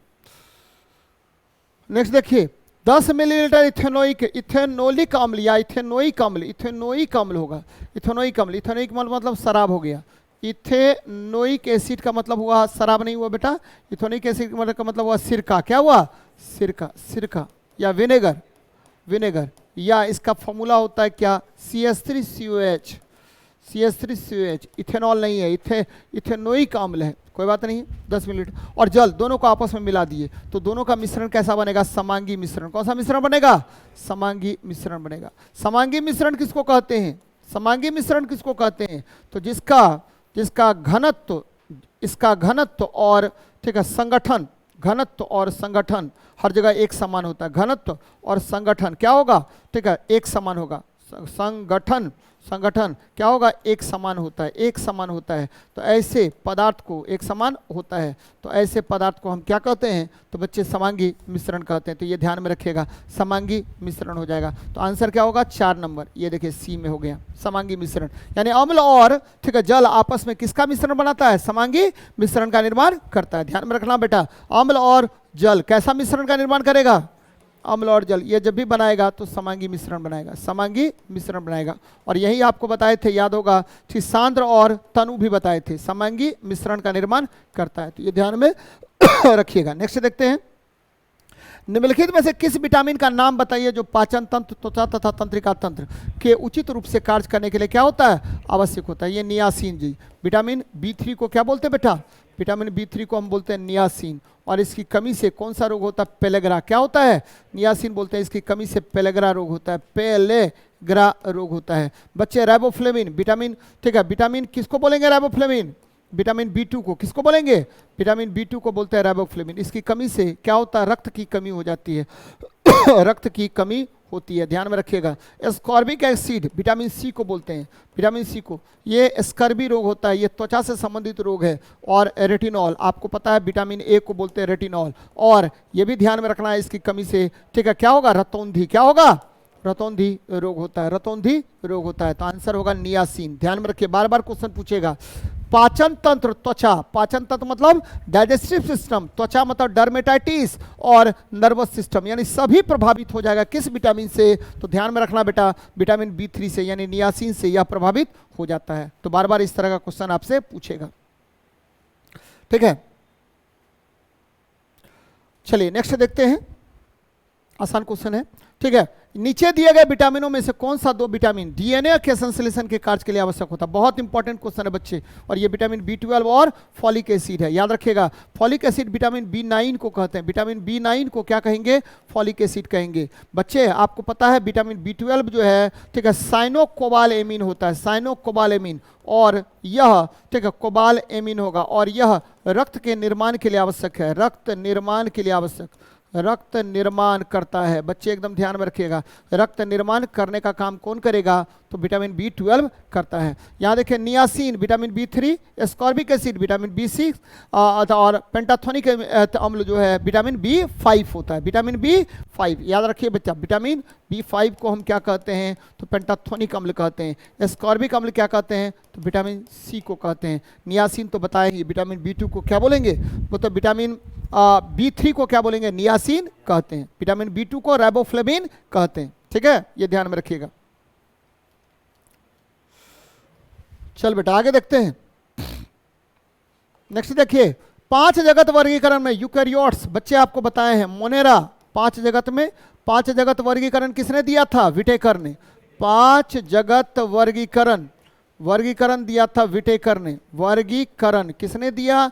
तो वर्गीकरण विटेकर ने दिया था, विटेकर ने दिया था, विटेकर ने दिया था। बहुत अच्छी बात, ठीक है। सबसे पहला कौन होगा? मोनेरा। दूसरा क्या होगा? प्रोटिस्टा। तीसरा क्या होगा? तो मोनेरा, प्रोटिस्टा, ठीक है। आपको फंगी क्या होगा? फंगी। और क्या होगा बच्चे? एनिमेलिया, एनिमेलिया, और अंत में हो गया प्लांटी, एनिमेलिया और प्लांटी। ये 5 जगत वर्गीकरण है, प्लांटी, ठीक है। बच्चे ये चारों जो है वो यूकैरियोट्स है। क्या है? यूकैरियोट्स है। यूकैरियोट्स मतलब इसमें केंद्रक पूर्ण रूप से विकसित होगा, यूकैरियोट्स है, ठीक है। केंद्रक पूर्ण विकसित होगा, केंद्रक पूर्ण विकसित, केंद्रक पूर्ण विकसित होता है, पूर्ण विकसित होता है। और यहां देखिए पूर्ण विकसित होगा। और मोनेरा जो है ये प्रोकैरियोट्स हो गया। क्या हो गया? प्रोकैरियोट्स होता है, ध्यान में रखिएगा बेटा, प्रोकैरियोट्स होगा। मोनेरा प्रोकैरियोट्स, अब बाकी सब क्या होगा? यूकैरियोट्स होता है, ये ध्यान में रखिएगा। ये सभी जो है यूकैरियोट्स होंगे, ठीक है। हाँ, प्रोटिस्टा, फंगी, एनिमेलिया, प्लांटी। बच्चे मोनेरा में कौन कौन आएगा? तो मोनेरा में आएगा कौन कौन? तो बच्चे ध्यान में रखिएगा, मोनेरा में आएगा, ठीक है, साइनोबैक्टीरिया, साइनोबैक्टीरिया, ठीक है। बच्चे आएगा बैक्टीरिया, ठीक है, बैक्टीरिया आएगा, या ब्लू ग्रीन अलगी आएगा, BGA, ठीक है। ये सब आएगा किसमें? मोनेरा में। तो 5 में से 4 जगत यूकैरियोट्स होते हैं। 5 में से 4 जगत क्या होंगे? तो यूकैरियोट्स होंगे। 5 में से कितने जगत होंगे यूकैरियोट्स? तो 4 जगत आपको यूकैरियोट्स की श्रेणी में आता है। तो 5 जगत वर्गीकरण किसने दिया? विटेकर ने दिया। बच्चे 5 जगत वर्गीकरण में कौन कौन है ना? ठीक है। आपको प्रोकैरियोट्स में क्या जी? केंद्रक विकसित होगा? नहीं, केंद्रक पूरा बिखरा होगा, चारों तरफ फैला हुआ रहेगा पूरे कोशिका में। लेकिन यूकैरियोट्स में केंद्रक क्या होगा? पूर्णतः विकसित होगा, ठीक है, ये ध्यान में रखिएगा। चलिए नेक्स्ट। निम्नलिखित में से स्तनधारियों में कौन सा रुधिरवाहिका सामान्यतः यूरिया की अधिक मात्रा ले जाती है? बच्चे यूरिया की अधिक मात्रा ले जाती है। यहां देखिए, आपको पता है कि यूरिया का संश्लेषण यकृत करता है। कौन करता है? यकृत करता है। ध्यान दीजिए बेटा, यूरिया का संश्लेषण कौन करेगा? तो यूरिया का संश्लेषण, ठीक है, यकृत करता है। ध्यान में रखिएगा, संश्लेषण कौन करता है? यकृत करता है, यकृत करता है, पहली बात। दूसरी बात क्या? कि यकृत यकृत यकृत यूरिया का संश्लेषण, यकृत, हल्ला मत कीजिए, यकृत यूरिया का संश्लेषण, ठीक है, संश्लेषण ऑर्निथिन साइकिल के द्वारा करता। कौन सा साइकिल? ऑर्निथिन साइकिल द्वारा करता। ध्यान में रखिएगा बच्चे, साइकिल द्वारा करता है, ठीक है। और आपको पता है कि सीरा में क्या होता है? अशुद्ध रक्त होता है। कौन सा रक्त होता है जी? अशुद्ध रक्त। तो सबसे अधिक किसमें होगा? यकृत सीरा में यूरिया का परिमाण होगा। किडनी में नहीं होगा बेटा, किडनी तो यूरिया का संश्लेषण, यूरिया का छानता है ना, तो वृक्क सिरा में नहीं होगा, यकृत सिरा में होगा। यकृत सिरा, क्योंकि यहाँ संश्लेषित होता है यूरिया।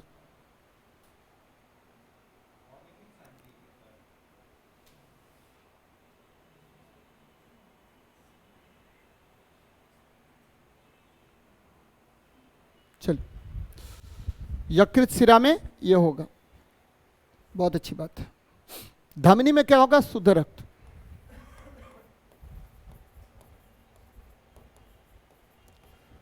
शिरा में क्या होता है? अशुद्ध रक्त होता है।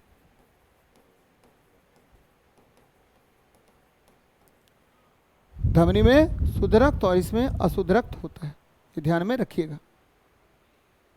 चलिए नेक्स्ट देखते हैं।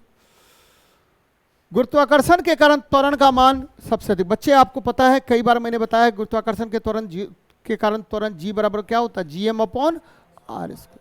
जी बराबर G M upon R square. ठीक है, ये देखिए, ये आपकी पृथ्वी है। पृथ्वी से ऊपर बढ़ेंगे, क्या बढ़ेंगे? पृथ्वी से ऊपर, तो जी का मान क्या होता है? घटता है। पृथ्वी के अंदर, ये देखिए यहां पर लेते हैं, ये विषुवत रेखा है, विषुवत रेखा, तो यहां पर जी का मान क्या होता है? कम होता है, कम होगा। ठीक है, और लगभग 9.57 मीटर पर सेकेंड स्क्वायर के आसपास होता है। और यहाँ पर जी का मान क्या होता है? महत्तम होता है। जी का मान क्या होगा? महत्तम। कई बार बताया है आप लोगों को। ठीक है, कितना होता है भाई? 9.8 मीटर पर सेकेंड स्क्वायर। तो बेटा पृथ्वी से ऊपर जाएंगे तो जी घटेगा, पृथ्वी के अंदर जाएंगे तो जी का मान क्या होगा? घटेगा। विषुवत रेखा से ध्रुव के तरफ जाएंगे, जी का मान क्या होगा? बढ़ेगा। क्या होगा? बढ़ेगा। और ध्रुव से विषुवत रेखा की तरफ आएंगे तो क्या होगा? जी का मान घटेगा। यहाँ देखिए क्या कह रहा है? ध्रुवों पर न्यूनतम, गलत बात है, ध्रुवों पर अधिकतम होगा। ठीक है, अक्षांश पर अधिकतम, गलत बात है, ध्रुवों और अक्षांश दोनों पर समान, गलत बात है। ठीक है, तो ध्रुवों पर क्या होगा? अधिकतम होगा। याद रखिएगा, जी बराबर मैंने क्या कहा? G M by R square. तो पृथ्वी से ऊपर, बच्चे ऊपर क्या होगा? पृथ्वी से ऊपर जी का मान क्या होता है? जी घटता है। ठीक है, अंदर क्या होगा? पृथ्वी के अंदर जी का मान क्या होगा? अंदर जी का मान यहां भी घटेगा। ठीक है, विषुवत रेखा पर जी का मान क्या होगा? विषुवत रेखा पर जी का मान क्या होगा? जी बराबर कम होगा। ठीक है, ध्रुव पर महत्तम, जी महत्तम होगा। ठीक है, हाँ चलो बेटा आगे देखते हैं। कह रहा है एक फव्वारा पानी को हवा में ऊंचाई पर प्ररोह करता है, तो वह क्या है जो पानी पर धनात्मक कार्य करने के लिए बल देता है? तो जल पंप होगा। क्या होगा? जल पंप। बच्चे चूसन पंप कहाँ पर होता है? तो आपको पता है कि पौधे में पत्तियां होती हैं और पत्तियों में हमेशा वाष्पीकरण होते रहता है और यहीं पर चूसन बल लगता है। क्या लगता है? चूसन बल। और ये ठीक है, वाष्पीकरण होता रहेगा। ठीक है, वाष्पीकरण होता रहेगा। तो वाष्पीकरण यहाँ कौन सा बल लगाएगा? चूसन बल। सक्शन फोर्स लगाता है। कौन सा बल लगाता है? Suction force. ठीक है, चूसन बल लगाएगा, जिसके कारण वाष्पीकरण तीव्र होगा। तो बच्चे वाष्पीकरण तीव्र होगा तो वेग का मान क्या होगा? अधिक होगा। ठीक है, नीचे जो है जड़ के पास में, ठीक है, वेग का मान घट जाएगा। तो जहाँ वेग कम वहाँ दाब ज़्यादा, जहाँ वेग ज़्यादा वहाँ क्या होगा? दाब कम होगा। इसीलिए जल का जो मूवमेंट होगा किधर से किधर होगा? तो जड़ से किधर की ओर? ठीक है, आपको पत्तियों तक होता है। ये देखिए यहाँ पर चूसन बल लगता है और जल पंप जो है वो क्या करेगा कि जल को ऊपर की ओर ले जाता है और यही आपको क्या करेगा? तो आपको स्थितिज ऊर्जा प्रदान करेगा। जल को कौन सा ऊर्जा प्रदान करेगा? स्थितिज ऊर्जा प्रदान करता है, जिसके कारण जल ऊपर की ओर गति करता है। और स्थितिज ऊर्जा का फॉर्मूला क्या होता है? तो mgh होता है। क्या होता है? mgh होता है। ठीक है, और चूसन पंप का यूज नहीं, चूसन बल का यूज करते हैं, पंप नहीं होता है। ठीक है, बल बोले हैं, चूसन बल, सक्शन फोर्स। ठीक है, बल बल बल कीजिए इसको। ठीक है, चल बेटा आगे देखते हैं। किस पदार्थ की सबसे ज्यादा विशिष्ट उष्मा होती है? अभी तुरंत बताए थे, किसकी? जल की। जल की विशिष्ट उष्मा सबसे अधिक, जल की विशिष्ट उष्मा सर्वाधिक होती है। विशिष्ट उष्मा सर्वाधिक होती है। कितना होता है वो? सर्वाधिक कितना होगा? तो 4200 जूल पर केजी इंटू केल्विन होता है, या 1 कैलोरी पर ग्राम इंटू डिग्री सेल्सियस होगा। ठीक है, सोना आपको पता है एयू होता है, एयू। ठीक है, सोना, इसकी परमाणु संख्या 79 और यह जो है, ठीक है बच्चे, यह जो है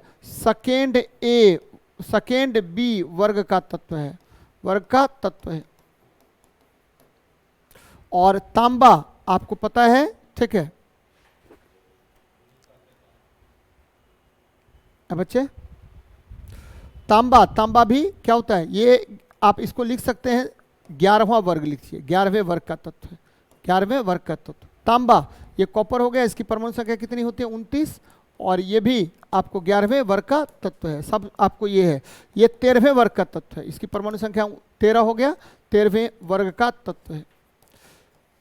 बच्चे हम ये लिखे थे पुराना वाला, ये नया लिखे मॉडर्न पीरियोडिक टेबल के आधार पर, और 11वें वर्ग के तत्व को हम क्या बोलते हैं, तो 11वें वर्ग के तत्व को हम बोलते हैं, ध्यान में रखिएगा, 11वें वर्ग का तत्व ये क्या कहलाता है, तो ये कहलाता है मुद्रा धातु। कौन सा धातु कहलाएगा, मुद्रा धातु। और इसमें कौन सा तत्व होता है, तो पहले तो सोना होगा, उसके बाद चांदी होगा, और उसके बाद कॉपर होगा, ये तीनों होगा, सोना चांदी और कॉपर, सोना चांदी और कॉपर, ठीक है, ये ध्यान में रखिएगा, बार बार क्वेश्चन पूछेगा। चलिए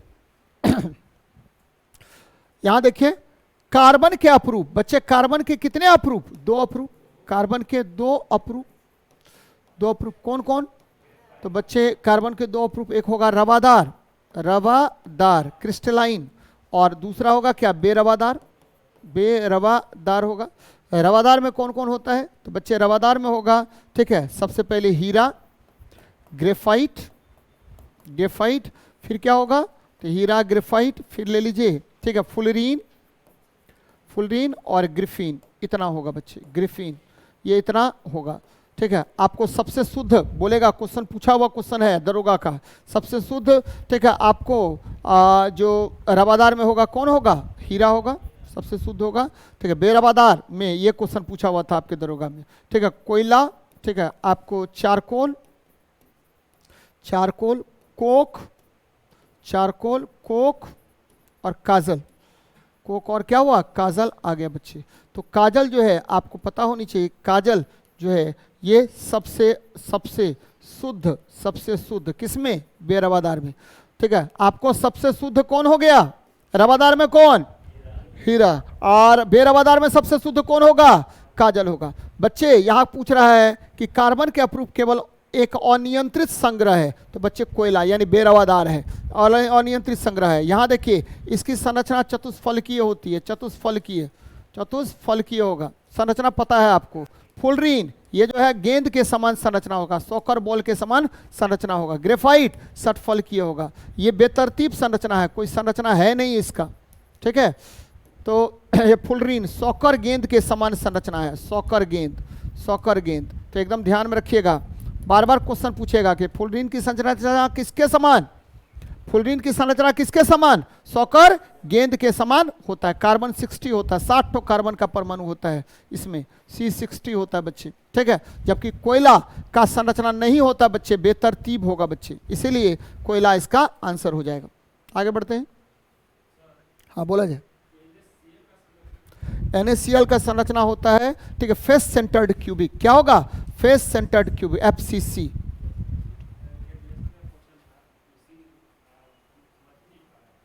फेस सेंटर्ड क्यूबिक होता है, बताते हैं हम। चलिए, ऐसा स्थिर ताप जिस पर एक अप्रूप दूसरे में बदलता है उसको हम लोग क्या कहते हैं, संक्रमण ताप। कौन सा ताप कहेंगे, संक्रमण ताप कहेंगे। याद रखिएगा, जब एक अप्रूप को हम किस में बदल दें, दूसरे अप्रूप में। मान लीजिए कि ग्रेफाइट है, उसको बदल देते हैं किस में, हीरा में।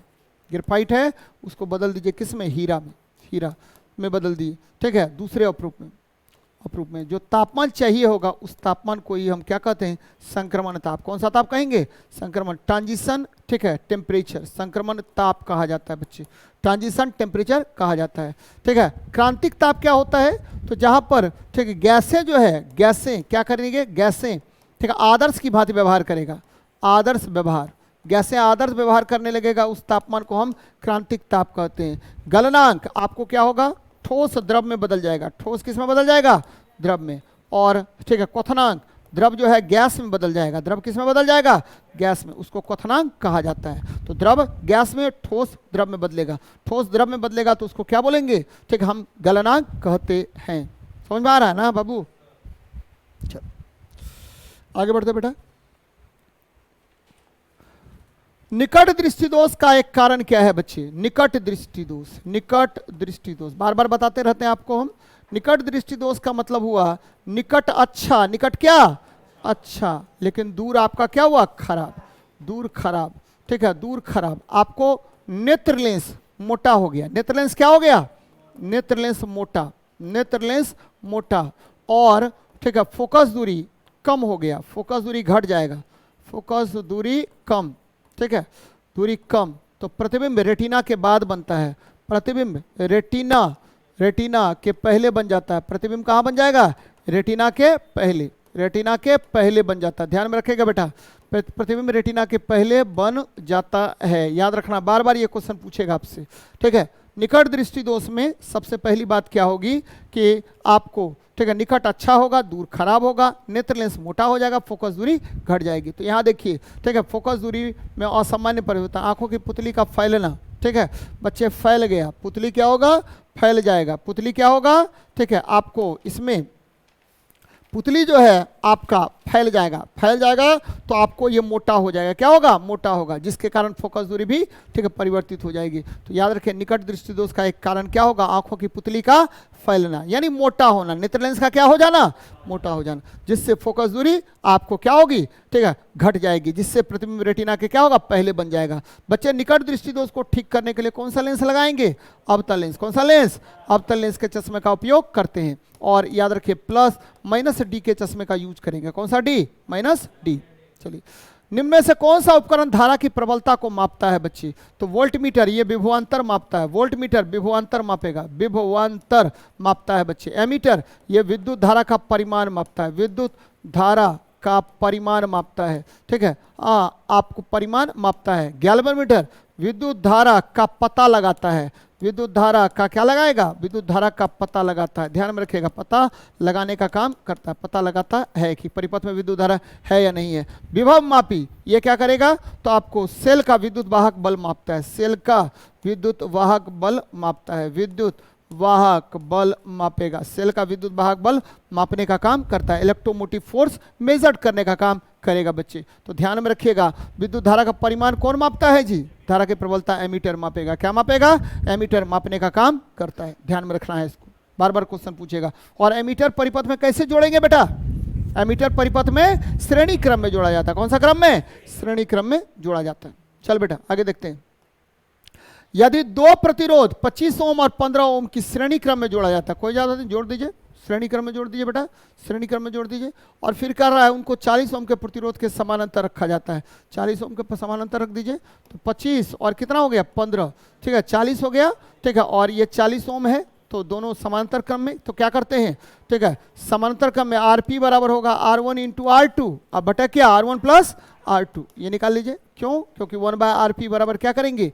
1/R1, अब प्लस क्या हो गया? 1/R2। तो बच्चे 40 गुना 40, ठीक है, बट्टा 40 प्लस 40 यानी 80 हो गया। तो 40 दूनी 80, 2 20 क्या हो गया? यानी 20 ओम। देखिए कहाँ पर है 20 ओम? है सी नंबर में, ठीक है। R1 इंटू R2 बटा क्या हुआ? R1 प्लस R2, तुरंत बन जाएगा।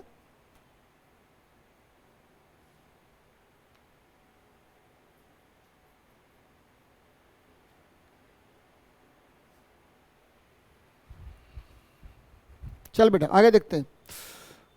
सौर पैनल में सौर सेल परस्पर किससे संयोजित किए जाते हैं? ये सोलर पैनल है, ध्यान दीजिए, सोलर पैनल है। हमने बार बार बताया है कि ऊपर पी टाइप और पी टाइप सेमीकंडक्टर, नीचे क्या होता है?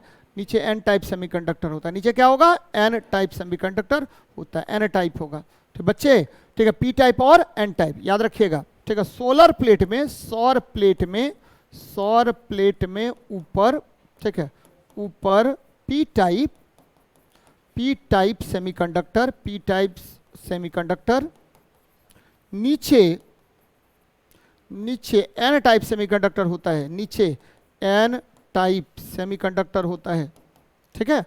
और और इसे जोड़ने का काम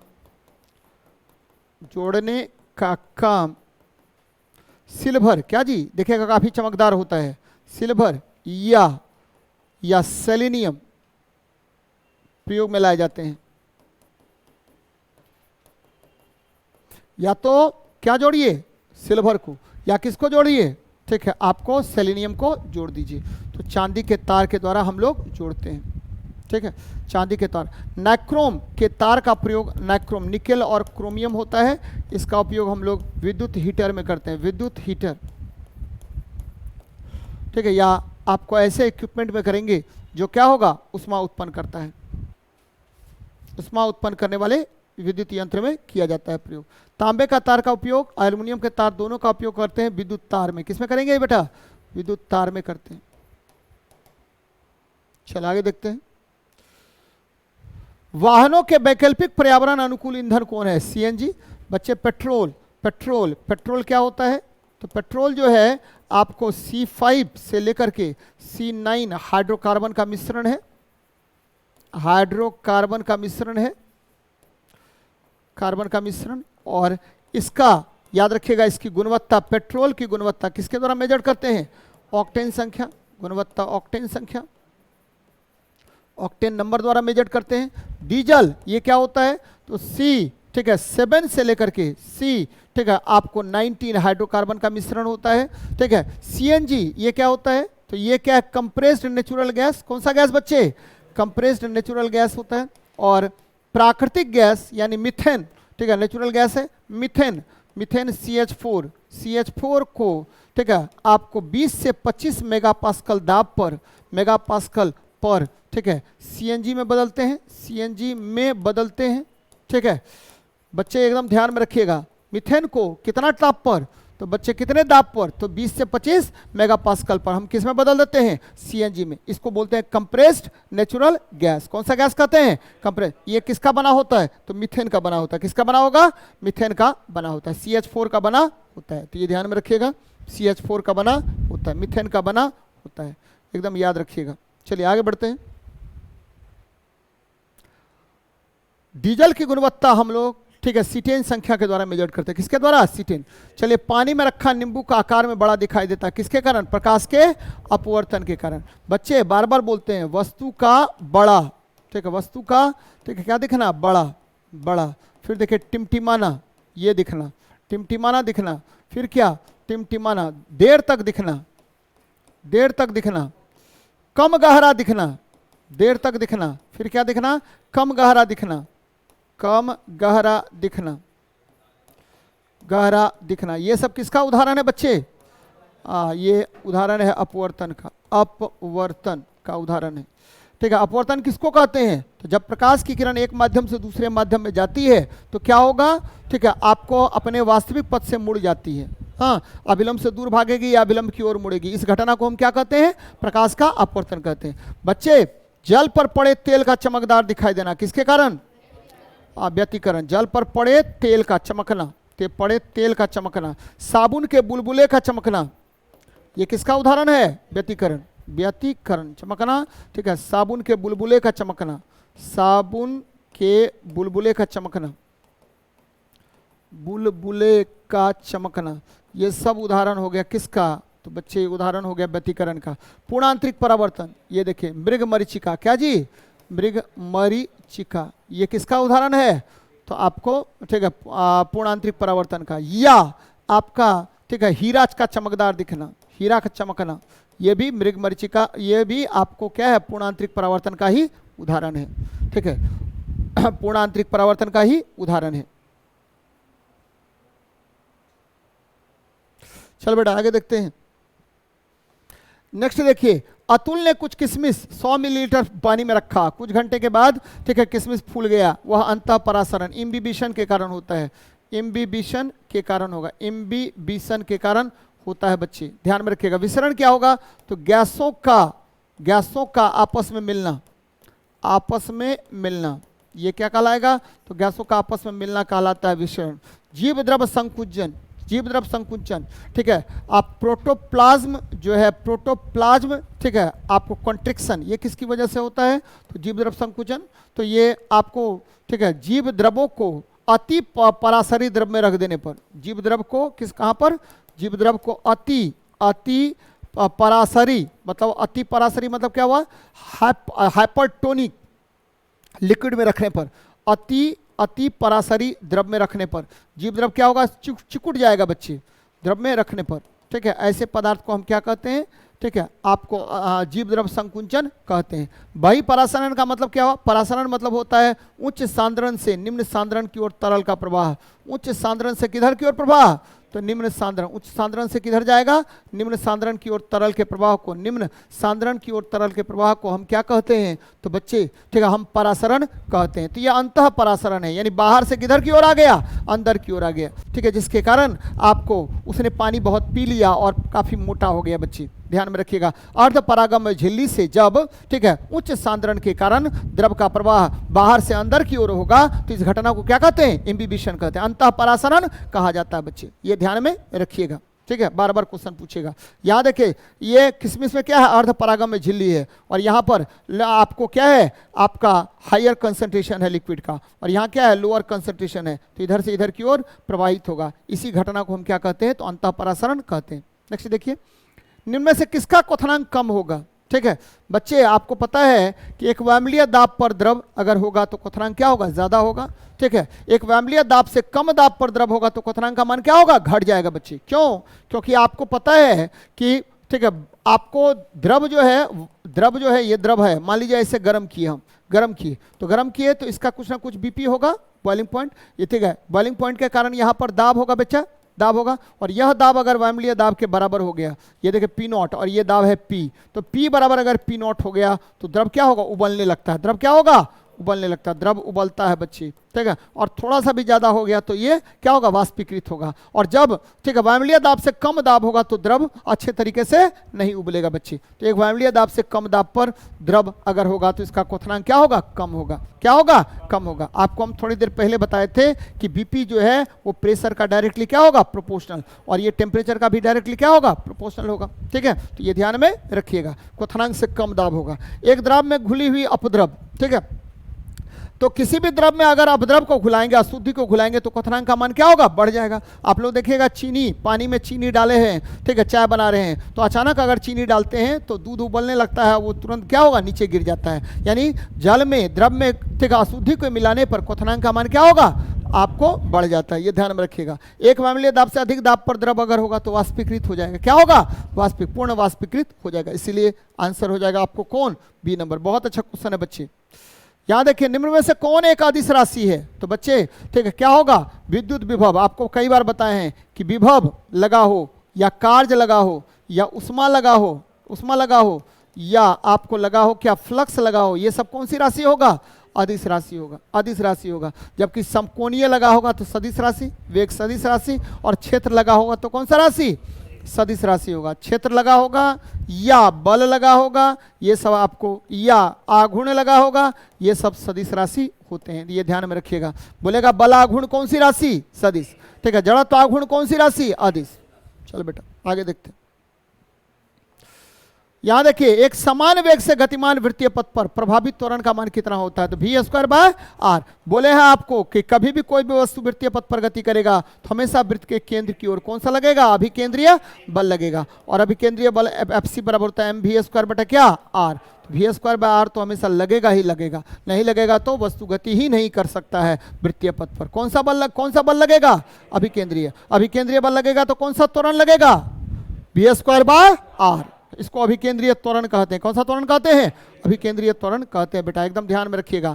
जबकि ठीक है आपको पता है कि वृत्तीय पथ पर अगर कोई वस्तु गति करता है तो कार्य का मान हमेशा क्या होगा जी, 0, क्या होगा, 0 होगा। ये सब बताए हैं आप लोगों को।